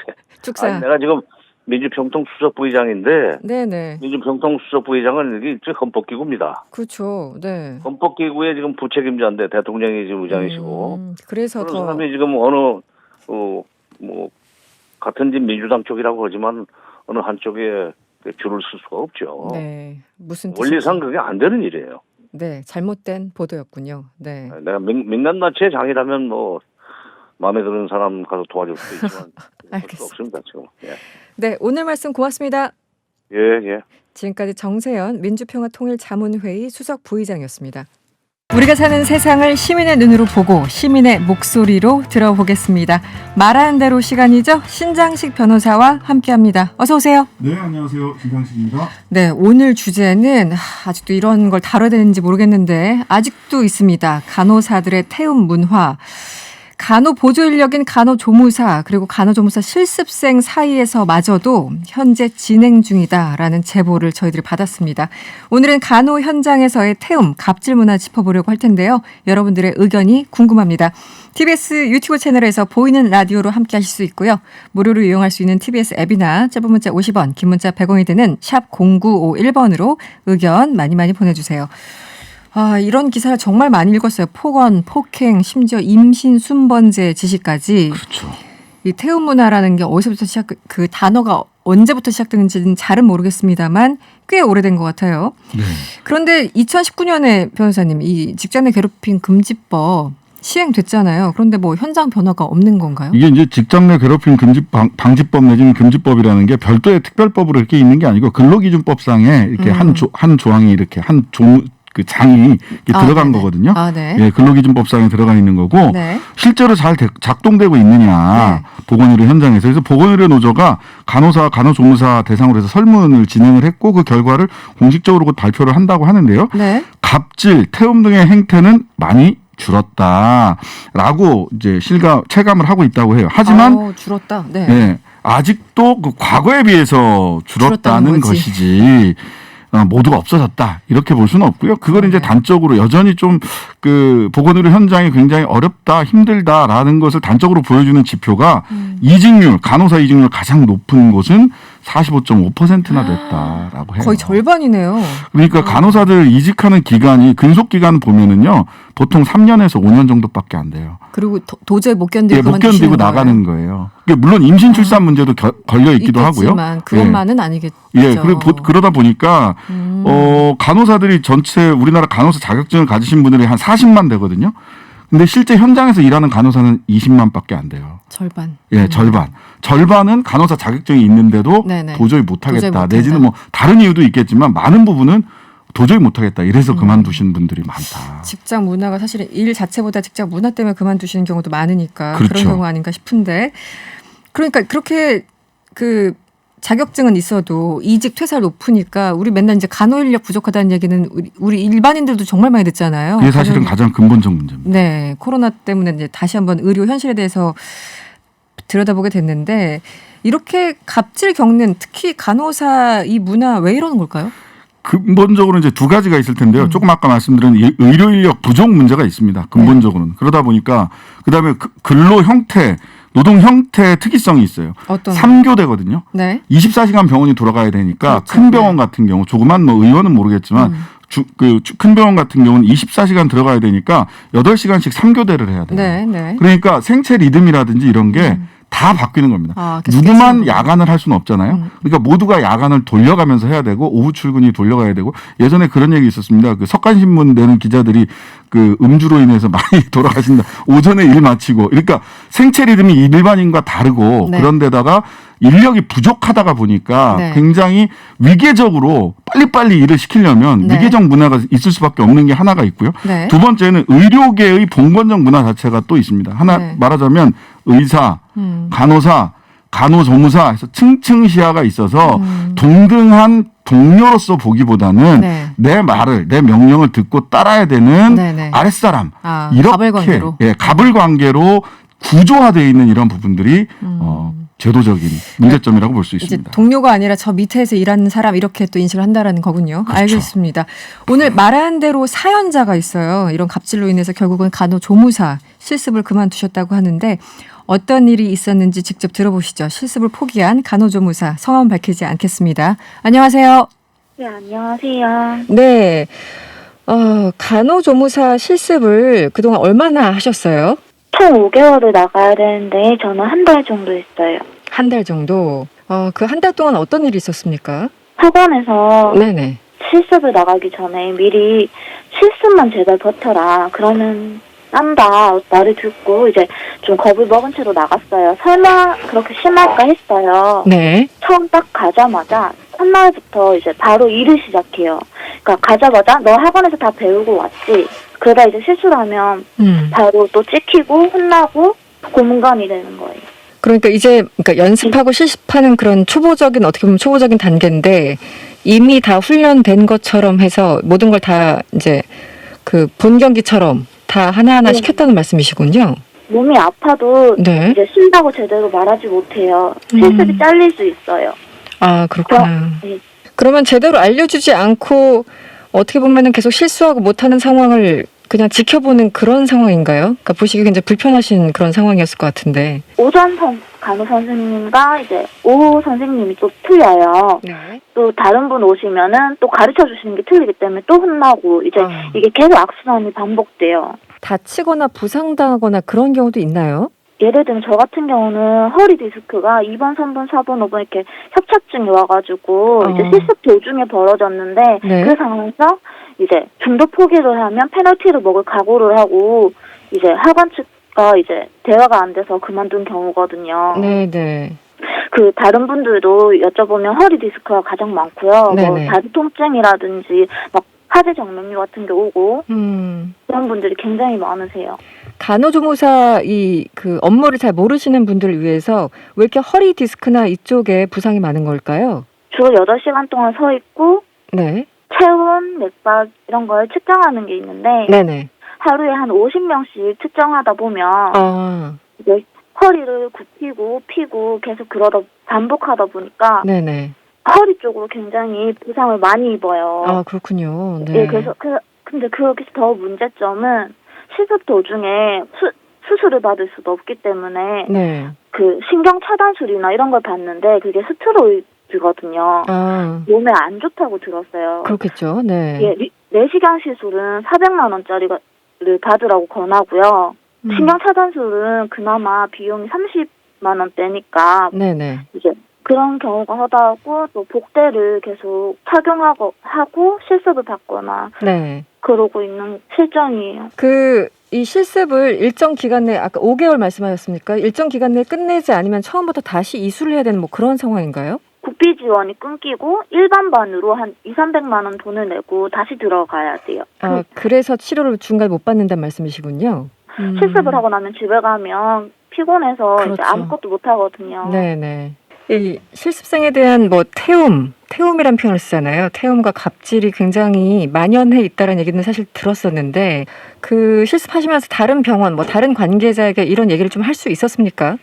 아니요, 전혀 못했어요. 학원에다가도 얘기하면 네 탓이다, 학생 탓이다, 병원은 다 힘들다 그렇게 말씀하세요. 그러면 이 실습생들 어떻게 버티라는 거죠? 5개월 동안 다녀야 되는데 어떻게 버티라는 건지. 그 선생님처럼 이렇게 하다가 이런 환경 때문에 어쩔 수 없이 그만두신 분들이 상당할 것 같아요. 제가 속해 있던 학원에서도 초반에 5분이 나가고 제가 6번째인가 나갔어요. 네. 동시에 몇 분 정도 수강을 하고 계셨습니까? 25명 정도 있었어요. 25명 중에서 한 5명이 나갔다. 거의 한 20%는 나간 상황이군요. 네. 그럼 지금 여전히 실습을 받고 있는 분과 연락을 한다거나 그런 그 분은 계신가요, 혹시? 얼마 전에 이제 실습하는 분이 그 문제집 산 거 있으면 좀 빌려달라고 해서 연락을 하고 있었거든요. 네네. 어떤 말씀하시나요? 이제 다들 힘들다 그러시고 이제 본인은 이제 좀 버텨보겠다 하시는 그쪽이세요. 여전히 그 힘든 상황이 진행되고 있다 이렇게 일을 하면 되겠군요. 네네. 알겠습니다. 오늘 말씀 잘 들었습니다. 고맙습니다. 예, 감사합니다. 이 간호조무사 실습하다가 중도에 이제 그만두신 분의 목소리 들었는데 변호사님 법적으로 보호해 줄 수 있는 부분이 있습니까? 이게 좀 그 실습생들은 일정 실습 시간을 채워야지만이 자격증을 받을 수 있어요. 그러다 보니까 정말 을 오브 을의 자리에 있는데요. 네. 근로기준법상 보면 사용자에게 신고할 수 있습니다. 갑질이 있었을 경우에 사용자의 신고를 할 수 있고요. 사용자는 신고받으면 일단 분리 조치를 갑질을 하는 사람이랑 네. 분리 조치도 해야 되고요. 네. 치유를 위한 유급휴가 명령 등 적절한 조치를 해서 치유를 할 수 있도록 할 수 있고 그다음에 이 과정에서 피해 근로자에게 해고나 그밖에 불리한 처우를 해서는 안 된다라고 규정이 돼 있습니다. 네. 현재로서는 사실은 인력을 늘리고 그 제도 그 문화를 바꾸는 것이 근본적이겠지만 현재로서는 대증요법이라고 한다면 근로감독관에게 이 근로감독관에게 신고를 하는 것도 있고 사용자에게 우선적으로는 신고를 하는 것. 네. 요게 이제 구체적인 해결 방안. 예. 알겠습니다. 오늘 여기서 마무리할게요. 지금까지 신장식 변호사였습니다. 고맙습니다. 네, 감사합니다. 네, 오늘 정답은 명량해전이었습니다. 많은 분 정답 주셨는데요. 당첨자 5756번님, 6237번님, 0950번님 세 분께 저희들이 준비한 선물 보내드릴게요. 네, 명랑시사는 오늘 여기까지입니다. 저희는 다음 주 월요일 저녁 6시 10분에 돌아오겠습니다. 편안한 저녁 되시고요. 운전 조심하시고요. 지금까지 이승원이었습니다.